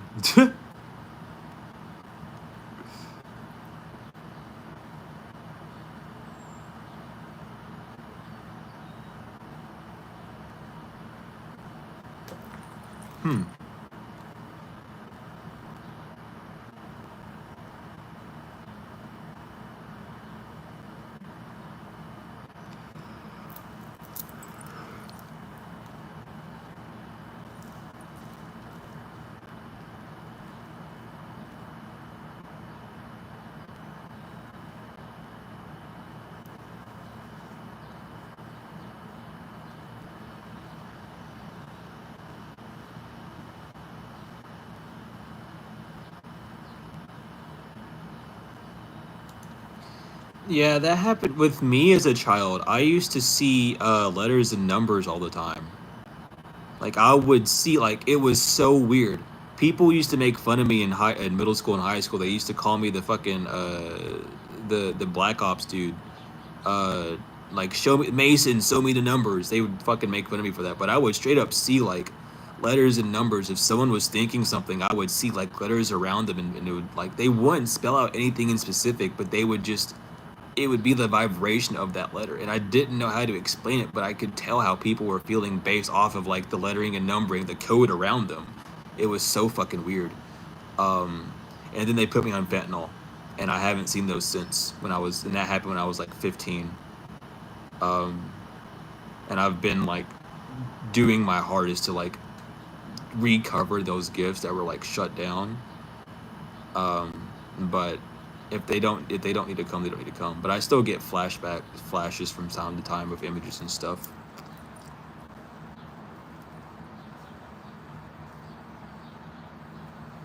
But yeah, seeing like the paranormal and stuff, I've had plenty of encounters with the paranormal and cryptids and stuff. People might not want to believe in them, but I've seen entities and beings that are not uh solid, and or should be able to morph sizes and shapeshift, and not from like a distance, from like a very close like proximity. It's not it is a real thing. I will leave it like that. I have I have gone on walks in the woods with friends before, and they've seen stuff like following me, and they've got like concerned and scared for me. And it's like it's perfectly like they can't do anything to me. They want to know why the fuck I'm here. They're scared of me. It's fine. Like they can't do nothing. That's why they pop up behind me. If they were not afraid of me, they'd show their face to me. But there's some form of fear. There's a curiosity in there. So I ain't bothered by them. I will sense them. There was this like tall black figure, like shadow creature thing, behind me in the woods one day, and my friend like was like, "Did you not see that thing behind you?" And I was like, "It doesn't matter. Like I deal with this all the time. I'm literally raised in the Appalachians. You're a city boy. You wouldn't know it. It's all good." But he eventually loosened up to it. But he was I gave him a culture shock. He didn't believe in anything at all, and I gave him like real life proof on accident. But it's a beautiful life.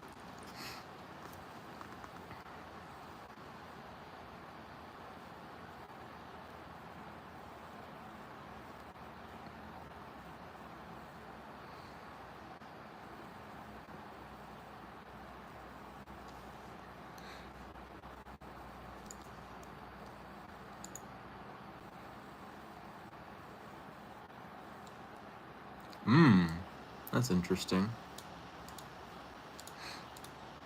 I haven't had many like close encounters. Um,